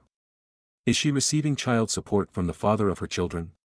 If so, she should budget for daycare and babysitting. If not, she should pursue legal action. Having kids is a full-time responsibility and she needs to accept this fact. NTA. Reply, I don't actually know that much about her finances, we don't really talk I guess. I don't particularly like her as a person. My nephews are the only thing that keep me going back in addition to the weird obligation I feel for the little family I have left. Commenter 2, NTA. Stop taking her calls. Stand up for yourself. And if you think the boys are in a not great home, abuse, neglect, no food, call CPS. Reply, I'm a mandated reporter due to my profession and I've been trying to distance myself from the situation to assess if I need to make the report, but it's always so subtle and she knows what to avoid doing and saying due to growing up with CPS. Commenter 3, where is the kid's father? He should be involved. Reply, I don't actually know. She got irrationally angry. I asked about him when she was pregnant and I left it at that. Commenter 4, you know that not seeing your nephews again is never going to happen. Your selfish sister has been taking advantage of you for too long, and to her, your standing up for yourself is just a temporary setback in her manipulations. The only way her behavior is going to change is when yours changes. You need to set some clear boundaries and follow them with solid expectations of how you expect her to treat you. For example, guilt-tripping, name-calling, accusations, etc. are to end. If she tries any of these manipulative tactics, there will be clear consequences. And you need to follow through. If you tell her you can't babysit and she starts the guilt, you tell her something like no babysitting for a month because of her behavior. Altering your behavior is the only way you can change hers. Oh, and all those times she needs to comfort her friend with the dying mother, you realize those are just BS. She wants free from kids' time and is just trying to play on your empathy. Your sister is a class A asshole. Reply, thank you. I feel so stupid, I only thought about the friend's mom thing being BS like last week. I asked C how she was doing and she took a second too long to remember what I was talking about. Commenter 5, what has your sister done for you in the last year? It sounds like you are a doormat. None of what you said sounds unreasonable. You need to put boundaries now or it will get worse. I imagine you want to start a family with your fiancé at some point, you cannot keep this up. NTA. Reply, I'm not even wanting a family of my own, no pets nor kids. Regardless, I want to live for myself. She has allowed me to see the boys, that's mostly it. I couldn't imagine not being in their lives. Additional information from OOP after reading comments. Reply, thanks for all the replies, there's been so many helpful ones already. I've tried to at least answer all questions. I just have to plan out the boundaries and then practice how to set them and maybe even write down answers for the rebuttals I know she'll have. For those worried about my fiancé, he's a quiet, steady rock for me, he's been somewhat enjoying his gaming time without me around, so I hope he hasn't suffered too much. I'll focus on communicating with him better too. We're getting married in summer of 26, so we'll have to focus on us. Update. TLDR, my, 29F, sister Carlene, 27F, has 2 boys, 3.5 and 2, and Carlene uses me as a free babysitter almost every day. It's gotten worse with her name calling me if I have other plans and her punishing me and the kids next time by leaving the house messy and not preparing food, only coming home after I've done what she demanded, clean, cook, bath time etc. I finally told her I can't do this anymore and made her choose to either go low contact or agree to my terms watching the boys in the future. Update. A lot has happened. I'm trying to write concisely. During the first 24h after me telling her that ultimatum I decided not to answer her calls or texts to let her cool down. She called 77 times, sent over 100 texts and voice messages. They're mostly just her calling me a horrible person who abandons her family. I outlined a few rules with my fiancé's help for the future if she comes to her senses and agrees to my terms. I wanted them to be ready even though it looked like she will never come around. I had conditions like I could watch them up to 3 times in 2 weeks, not more than 4 hours at a time. Meals needed to be provided. No bath time or bedtime. I'm not spending any money. I got messages from an unknown number, fiancé says it's an app or something, saying how horrible of a sister I am because now they have to watch their mom die alone without Carlene there to comfort them.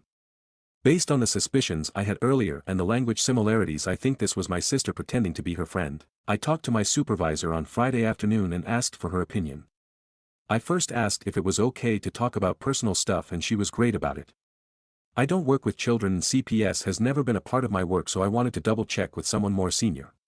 We made a report together on Carlene. The supervisor said it's better to do so especially now that it's escalated and she might retaliate against me by hurting the boys in some way as she's obviously not above that. I'm probably going to give her next week to cool off before resuming contact, and depending on what the voice messages say then, I might contact her.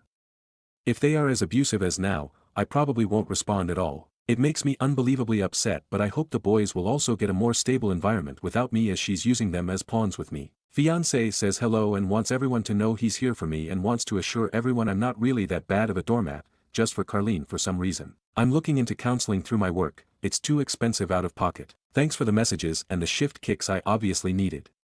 For some reason I've become blind to my sister's behavior and was only concerned whether I'd lose the boys from my life.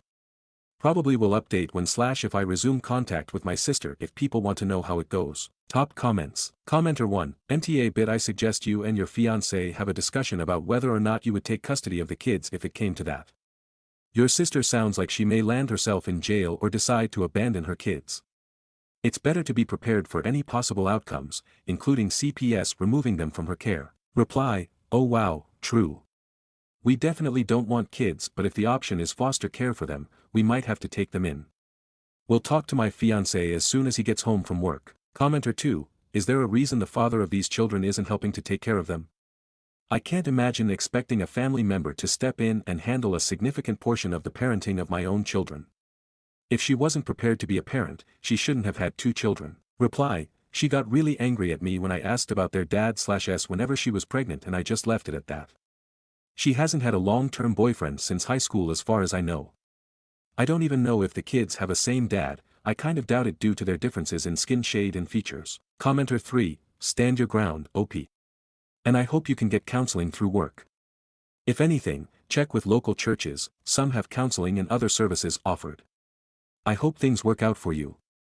I understand if you have to go NC with her though. Commenter 4, I hope you have been keeping all the nasty messages. Because you do need to make sure that you have evidence.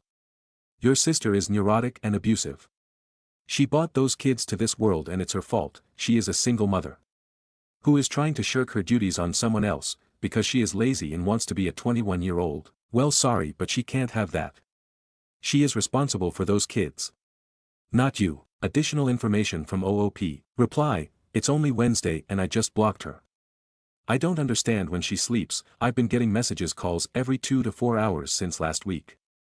I'm crying because it feels like I'm shutting my nephews out but this is exhausting. My fiancé has been checking the messages twice a day making sure there's nothing important in between, I haven't read any of them. It's just her calling me names and cursing at this point, not even coherent sentences, nothing on the CPS report yet. Stories number 19. I, am 33, am considering leaving my wife, F29, of 10 years because she is a financial burden. Am I about to make a huge mistake? Edit 1, thank you for responding, I'm reading every comment and will try to reply to as many as I can. She is not a crazy spender, she buys stuff for herself and I'm okay with that as I feel guilty for putting her in a position where she can't work. She wants to work but can't due to visa issues. She is responsible with her spending, it's just that I spend a lot more on her than I do on me and it's getting to me. The financial help to get family has stopped recently and she has made it clear that it won't continue. But it is in the time tune of tens of thousands snowballed over the last 10 years and am feeling regret over it. I am still very much on the child-free side and know that these problems will magnify once I have a child because its needs will take priority over my wants. Wants which I still haven't been able to satisfy because of all the other expectations from her and family. Like some people have pointed out, I should be able to enjoy the fruits of my hard work. And to the people pointing out that I disregard her contribution to my life, nothing could be farther from the truth. In spite of her being stay-at-home, I contribute equally to housework and chores. I cook frequently and at least 2 dinners in a week are in restaurants. She has a comfortable life, a lot more than mine. Original post. I'm a 33-year-old man. I've been married to my wife for the last 10 years. We dated for 2 years before that. We got married very early because we were young and dumb and didn't fully understand what we were doing. The 10-year-long marriage has been good. We love each other and care for each other and have supported each other through hard times. She adores me and loves me a lot and showers me with constant affection. The problem is that beyond the love and affection, we are very different people. We don't have many similarities or similar interests. We have fundamentally different beliefs in many important aspects in life like children. I'm a hardcore child-free person and do not ever want children. She is leaning hard on having a child and brings it up frequently. She is also financially completely dependent on me. Not just her, even get family.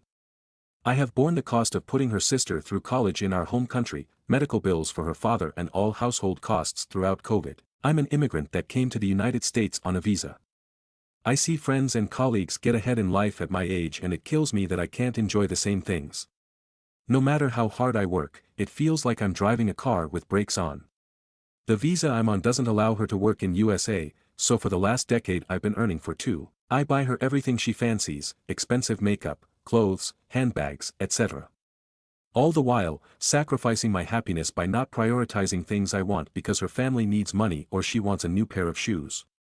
It's happened so much that I now feel guilty spending my money on things I want for myself. I don't know if I should leave her, because life is only going to get more and more difficult because she still won't get work authorization and if we have a child, that's another mouth to feed on top of the ones I'm already feeding. She is a wonderful human being, I've known her for more than a decade. But I've started to resent her a lot for putting me in this situation.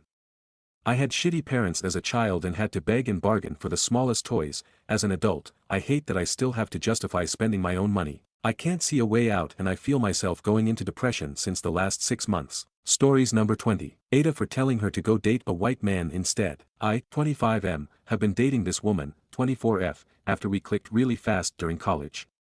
We both are black and I thought that she would be the one that I would settle down with. I have done many things to her like paying for all her expenses and etc. I literally did everything and yet I'm still being compared to a white man. She keeps on telling me that I am lucky that I am with her since she usually goes for white men. At first, I was just genuinely curious on why she keeps on doing that and she said that white men are financially stable and that she wants to have lighter babies. Like bruh, I'm not only being hated on for my own skin color but also my financial status. I paid for every single shit that she asked for but she's still dissatisfied. What the fuck am I gonna do? Buy a mansion and luxury cars in order for her to be happy? I seriously had enough with this bullshit and I'm getting tired. Edit, it's kind of crazy though. I asked her to bring me some water since I had a flu and I couldn't get up from the bed without dealing with a severe headache. She simply refused and started the BS comparison with white men. This is why I made this post. In the end, she kept her distance away from me while I am sick. Edit, if you got any question, do not hesitate to ask them in DMs. I will try to answer them as quickly as possible. Anyways, I appreciate all the solutions that you guys provided. I will try to find a way to approach this as soon as I get better. Thank you. Stories number 21. I don't like my new baby, at all. I, 30F, recently had a baby. This is my second child, and my first child with my husband, 31M. I thought I'd love this baby with all my heart, considering my husband and I have an insanely wonderful relationship. He has also taken in my first child like his own, and we have a perfect family. But truthfully, I can't stand this baby. My firstborn is perfect in my eyes. Clever, beautiful, well-behaved. I love spending time with her. She is my soulmate of babies. Even as a newborn I absolutely adored her. This baby, another girl, just ain't it. Even the pregnancy was terrible. The childbirth was terrible. Everything about her is just awful. She cries non-stop. She's not as cute as my firstborn. She spends all of her awake time being pissed off. She's 8 weeks old, and I spend my days just waiting for my husband to get home so I can give her to him. I haven't told him about this either, because this is his only baby. I'm sure in his eyes, she's a perfect little angel. Of course I'll never act on anything. Anytime she cries I respond, I love on her, talk to her, treat her just as I would my firstborn. Even when nobody is around, I love on this baby the way a baby needs to be loved. Smiles. Kind voices. Cuddles. Kisses.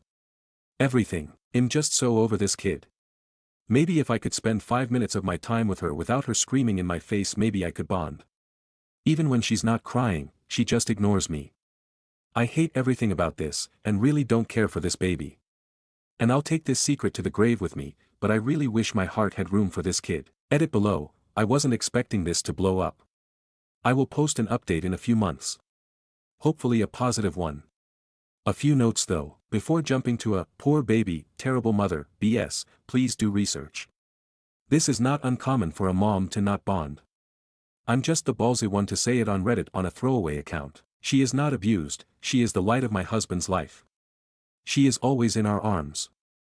Her big sister is obsessed and absolutely adores her baby sister. If anything, I spend all my waking hours trying to bond with her, so this little one gets extra cuddles and attention.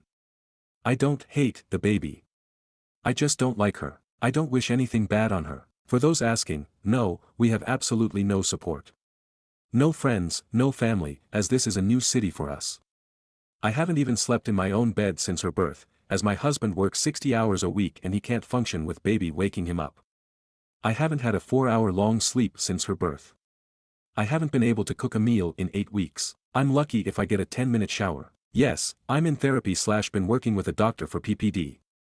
Yes, baby is seeing a doctor for possible reflux issues, milk allergy, and we are currently trying a specialized formula. Stories number 22. Aita for speaking the truth about my sister and her husband, even though my family says I ruined everything. TWSA. I never thought I'd be making this post, but here we are almost 2 years later, and somehow, this situation is resurfacing again. I actually did speak up when it first happened.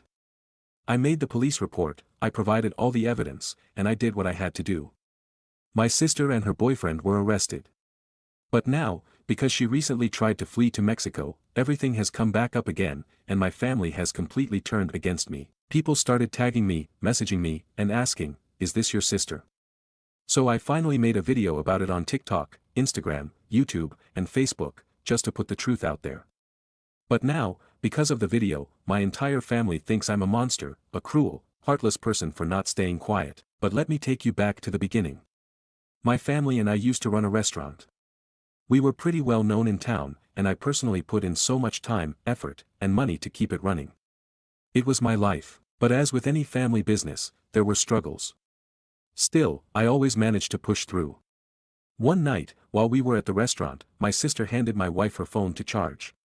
It was unlocked, and as my wife plugged it in, a message popped up from my sister's husband. The message was disturbing. He was commenting on a video my sister had sent him the night before.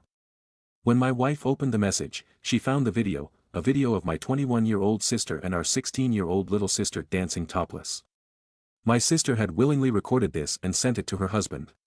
I was furious. I confronted my sister immediately, and her response was sickening. She admitted that her husband had a disgusting fantasy, and the only person she trusted to fulfill it with was our little sister.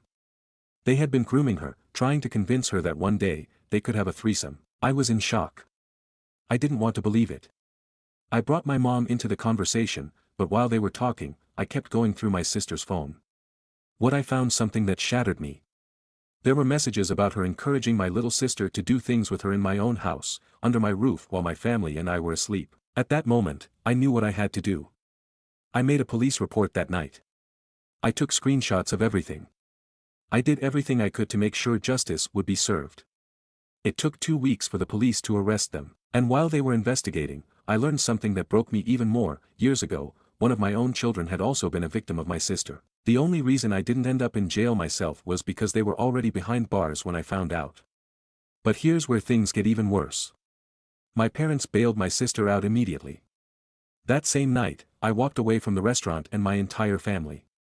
My parents wanted to cover everything up. They wanted to bring my sister back like nothing happened, keep running the business, and pretend it was all just a bad dream. I refused. I took my wife, my kids, and I never looked back. That decision cost me everything. I had poured so much money into that restaurant, and I was left to pay off the debt alone. Meanwhile, my parents sold the business, made good money, and moved on. They never gave me a dime. They left me struggling to clean up the financial mess while they started a new life. They even opened a new business in another city and had the audacity to ask me to help them with marketing. I told them no. Since then, I have completely cut off all communication with my family. My only family now is my wife and kids. Nothing and no one, not even blood, will ever make me compromise my values. But now, almost 2 years later, my sister tried to flee to Mexico after getting sentenced to 10 years of probation. That's when people started tagging me online, asking if it was really her. Now, my youngest sister is online, yes, the one I protected, trying to tell everyone that none of this is true. She says it's all lies. And honestly, it breaks my heart. I truly believe my parents have brainwashed her into believing that what happened wasn't that serious. They even said the charges they're on her about my son should not be there because it happened years ago. But no matter how they try to spin it, my 21-year-old sister knowingly involved our minor sister in something deeply disturbing. I pretty much just presented what was on her phone, and also my little sister told her testimony, so I find it hard to believe they are saying I made all this up just to put my sister in jail. Again, I believe she has been brainwashed. The only reason why I made the video in the first place is because my little sister was commenting on the news published everywhere. My sister was caught fleeing to Mexico, and she was commenting to set her free, that she's innocent, etc. So because I have a following from the content I make, people that recognize my sister started tagging me and sending screenshots of my little sister bashing me online.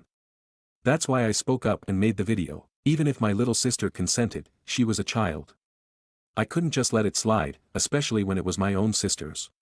And now, because I made a video about it, my entire family is calling me the villain. My son finished therapy, thank God, but they still told us he is free to go back anytime he needs to, although he said he's good now, or it shows he's good, but that's a good option. He has to go back whenever he needs to. And well, about my little sister. We were told by the therapist that my parents denied all the help, so she never even attended her therapy sessions, and what's even worse is that my parents think the charges of my son should have never been on my sister because it happened years ago, and now according to them, I'm the bad guy because I spoke up. Because of me, they say, the family is broken. Because of me, my sister had to leave her kids behind. Because of me, they're going through hell. But I don't regret it.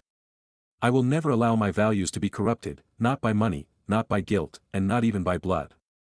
So, Aita for speaking up, again. P.S. You guys are welcome to look up my video, simply Google, Vianney Guadalupe Garcia Velasquez, and my video will pop up along with all the news, etc. Stories number 23. Father is dating a girl a month older than me. I was the bookkeeper for my father's business when he hired a new employee the same age as me back in October.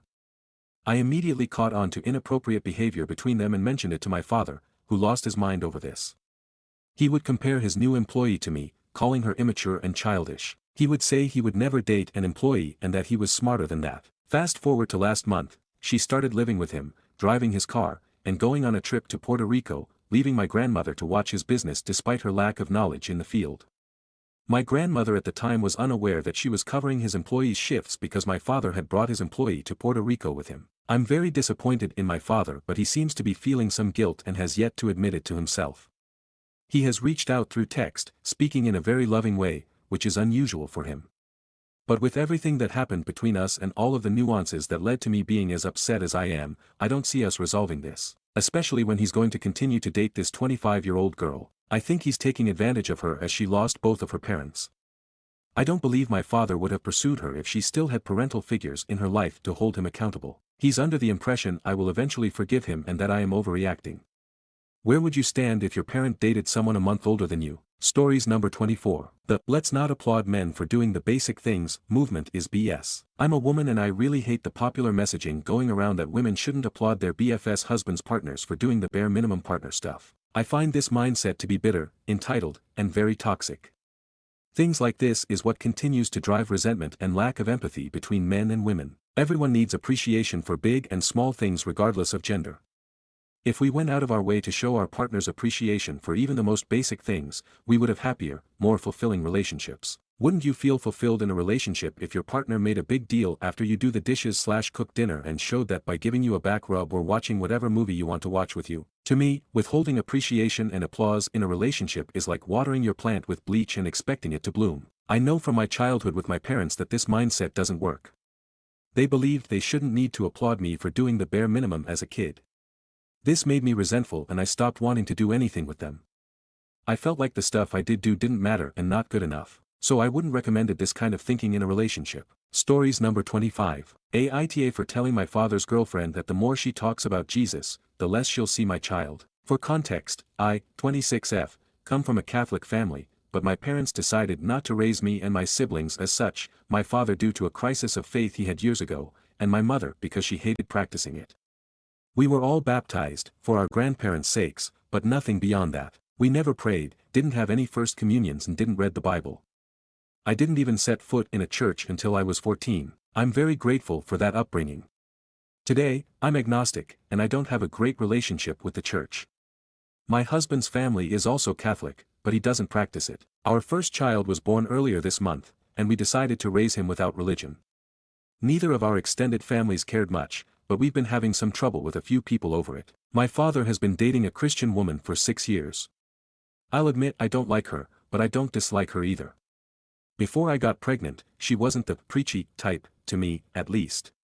She wasn't happy when I told her I was agnostic, but didn't try to change my mind. She did talk about her religion a lot, and kept trying to get my father to engage with it frequently, but not much beyond that. Soon after I announced my pregnancy, my husband and I had dinner with my father and his girlfriend, during which she told us she knew the perfect place for the baptism. We said we weren't planning on baptizing our baby, and from that moment, she got annoyingly preachy to me and my husband. It was mostly indirect stuff, such as giving the whole family speeches about how glad she was to have Jesus in her life, but some were impossible to mask as unrelated. She gave me a decorative cross for the nursery on my baby shower, tried to make us all say grace during Christmas dinner, which we've never done before, with or without her, and kept bringing up a priest friend of hers who, just so happened, to also do baptisms. My husband and I stood by our decision. Fast forward to now, our baby was born a couple weeks early. He was pretty much full term, but we were all still worried. He's perfectly healthy, and we're all doing well. Yesterday, my father and his girlfriend came over to see the baby. While I was telling them about my labor and how it was at the hospital, she told me she had been praying for us the whole time, and that we should all praise Jesus for giving us such a beautiful blessing as my son. Unrelated to her previous preachiness or not, I lost whatever patience I had. I said, you know what? I'm done. The more you talk about Jesus and religion and whatever, the less you'll see my child. She was quiet the rest of the visit. After they left, my father called me. He told me he understood I was frustrated, but I shouldn't have been so rude to his girlfriend. He told me her intentions were pure, and she was only behaving like this because of how important religion was to her. I don't think I'm in the wrong for my feelings, but I am worried I was too rude. Update time. I showed my post, along with your comments and my replies, to my husband. He told me he agreed I had been rude to my father's girlfriend, but thought she had pushed me to the point in which I had no other choice. He was actually surprised I lasted so long without saying anything. For the record, I'm not opposed to religion, or to Catholicism. I have religious friends, I've seen Godspell and I've visited churches without catching fire. One of the most beautiful places I've ever been to was the Metropolitan Cathedral in Brasilia. I've managed to endure preachiness for short periods of time. I'm just not religious. There are many reasons why I don't have a good relationship with the church, most of which I'm not comfortable sharing. I will say that I have been agnostic since I was a teenager, and people have been trying to tell me I'm wrong and I need to be Christian or Catholic for longer than that. I also live in a very religious country, which never helped my case. I have always loathed people who obsessively preach about their faith to others. I find it incredibly disrespectful and hypocritical. I wouldn't run around telling people what I think as an agnostic, and I expect my acquaintances to do the same. Sometimes, you need to be an asshole to get your point across. I wish I'd understood that sooner. I think I downplayed how stressful it was to deal with my father's girlfriend's behavior during my pregnancy. Everything happened a lot quicker than I expected. On Monday, my older brother informed me our father and his girlfriend had told him about what happened, apparently expecting him to take their side. He took mine, and they ended up having a short fight. I decided to sort this out with my father before it also extended to my sister. A couple days ago, my husband and I called my father and his girlfriend to talk about the subject. I told her that as much as I appreciate how much she seems to care about our son, both me and my husband are uncomfortable with the way she's been trying to push her faith onto our family. We don't want to raise our son, as well as any other kids we have in the future, with religion, and we expect the people who will be part of his life to respect that. I told her that moving forward, we wouldn't accept any religious gifts, crosses, Virgin Mary figurines, etc., wouldn't entertain any attempts to make us pray or say grace, and would shut down any speeches about accepting Jesus into our hearts. My husband counted 7 in December alone. No more hinting that we should baptize our child, either. She is free to pray for us if she wants, but we don't want to know about it. We will respect her faith as long as she respects our boundaries. She remained quiet while I said all of this. When I finished, she asked, "Can't you at least put the cross I gave you in his room?" Not gonna lie, that was one of the most frustrating things I'd heard someone say to me in a while. My husband nearly lost his patience. I replied with, "This is exactly what we're talking about. No. The answer has always been no, and will always be no. And if you keep refusing to accept that, we will restrict your access to our son. It's that simple." We didn't talk much after that. She apologized, and we said we forgave her. Then we said our goodbyes. Later that day, my sister went to their place, and she said my father's girlfriend was very quiet and seemed upset. My father called me on his own yesterday, and we talked a little more about this. He did try to defend his girlfriend a bit, and if I had a coin for every time he said, "It's just how she is," I'd be very rich, but he mostly focused on apologizing to me. I accepted it. His girlfriend also texted me with another apology. She sounded more sincere this time. I told her I don't want her to think I'm doing this out of disrespect for her religion, I simply don't share her beliefs. She told me she understood. And this is it. I don't think this is over, but I feel like I've wasted more than enough energy for now. Part of me is still hopeful this will die its own death. Unless my father's girlfriend tries holy waterboarding me sometime soon, I won't update again. My son is happy, healthy, and loved. That's all I care about right now. Thank you guys. I wish you all well. Stories number 26. My high school bully cuddled my baby today. I, 22F, went on maternity leave in August and had my baby, 3 months, in November. In January, I got an email from my company's HR department welcoming bully, 22F, to our team. My workplace is 1.5 hours away from where we went to high school. What are the chances that my bully from my tiny hometown high school ends up at the same workplace as me in the big city? Bully used to reply to my Snapchat mirror selfies in grade 9 calling me fat. This happened multiple times, and while I was a bit of a shithead in grade 9, I don't think I did anything to her to deserve her calling me names. Anyways, I work in the automotive industry, and today I went into work to get my car clean, so I just hung out in the showroom with my baby while I was waiting. Bully came up to me and started chatting, asking how I was doing, if this was my first baby, if I was married, asking to see photos of my wedding, and she asked if she could hold my baby because she loves babies. I said yes. She held my baby for 20 to 30 minutes while we chatted. My baby smiled at her. Then baby cried, so she gave her back and we continued chatting while my baby slept in my arms until she went to lunch. I don't even know what to think. Bully just approached me like we were old friends. I get that we're no longer in high school and maybe it is just water under the bridge, but I really wasn't fat in high school and it ruined my self-esteem. It's been almost a decade and I still suffer from being self-conscious. Fortunately, my maternity leave ends in May 2026 and I doubt I'll end up going back to that workplace, but still. Stories number 27. Why do multiple girls suddenly start giving you attention when one girl you're interested in does? Hey guys, I'm really confused with this situation. On Valentine's Day, this one girl I've been friends with for a while invited just the two of us to a Valentine's event downtown where we made stuffed animals for each other. Since then, we've hung out one-on-one often, like going to lunch, dinner, hiking together among other activities. This is where it gets weird. Girls that previously didn't talk to me at all or act interested in any way seem suddenly interested. There's been times where I've been talking to the girl I'm interested in and another one will come over and try to bring the attention towards herself instead. Another time, this girl I met only once saw me a couple weeks later and acted like we were super close or something. I'm not interested in these other girls, I'm just confused as to why now they are coming forward now that I'm kinda more on the taken side. Stories number 28. Things my man-child coworker finds offensive. My man-child coworker acts like a toddler.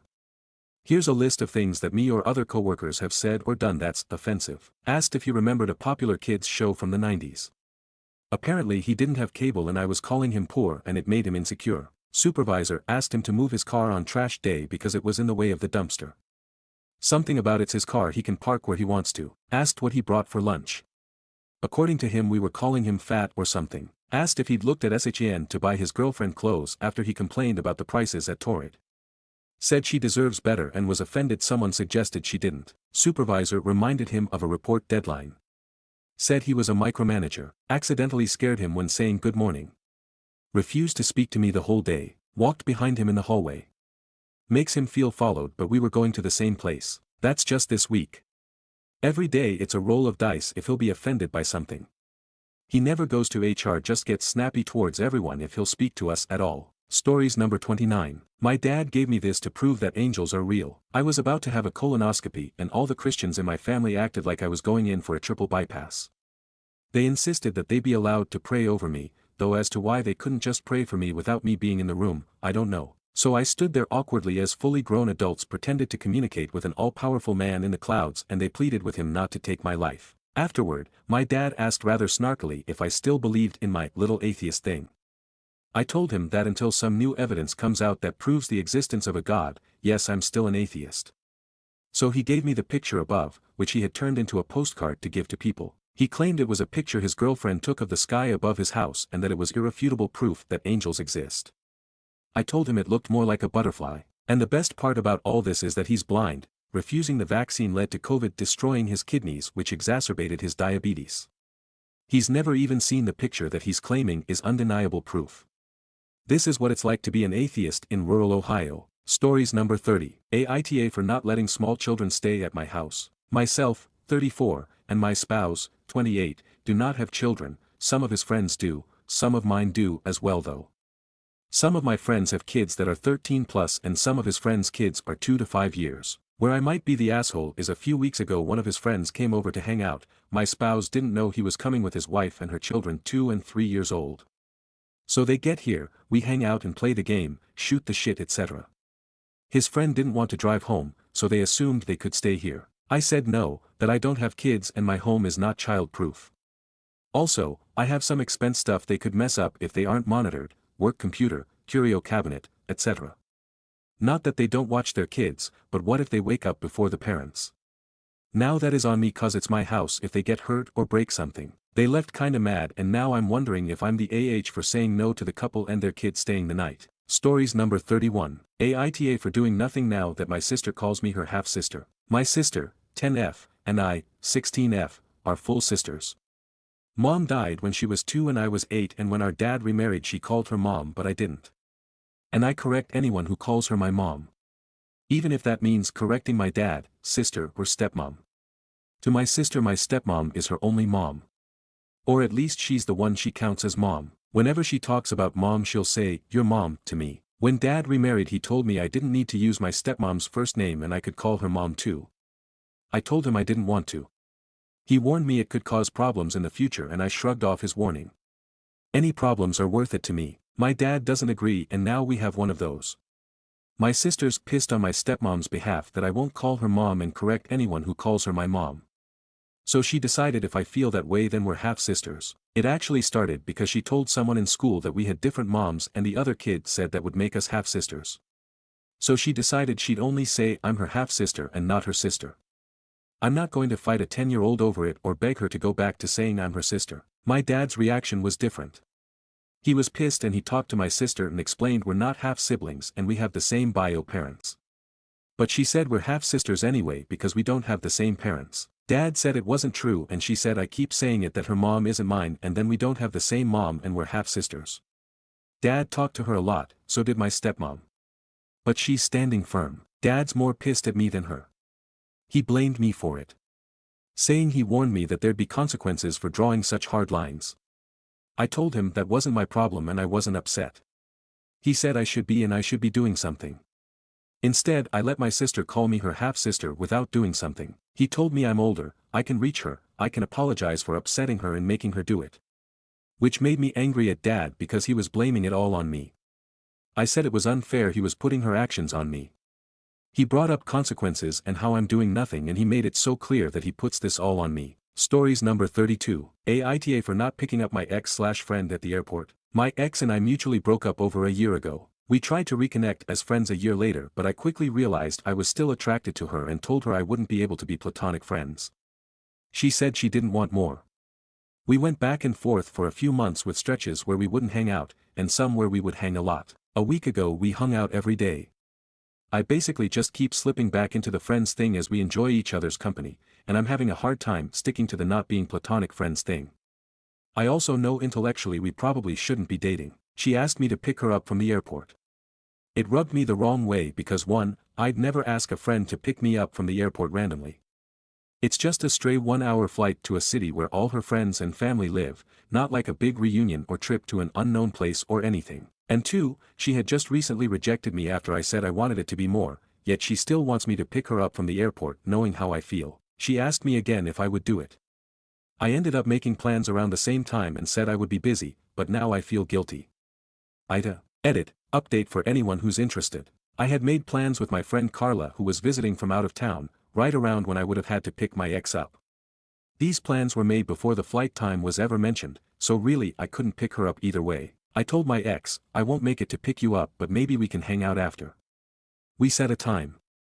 As I was leaving the place after seeing my friend, I was running a little behind and got a bunch of angry texts from my ex. Essentially she was mad that I made plans with a female friend.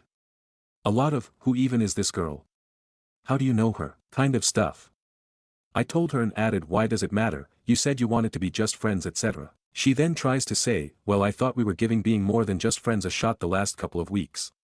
I said that's news to me, why would I ever have thought that? She said, well we hung out every day. I said we'd done that a lot in the past, it's nothing new, and if you started feeling differently about the situation, you should have told me. She said I should have picked up on it, and that she doesn't think verbally communicating it was necessary. I said I'd dated her for years, I know when she's giving a vibe and when she's not. She makes it obvious. So I was supposed to hear her say she's not interested as more than friends, but then discern through her actions that despite not wanting any physical intimacy with me, she's open to starting to date. A circular argument went on for an hour. After all that we hang up, then she calls and asks me to come over.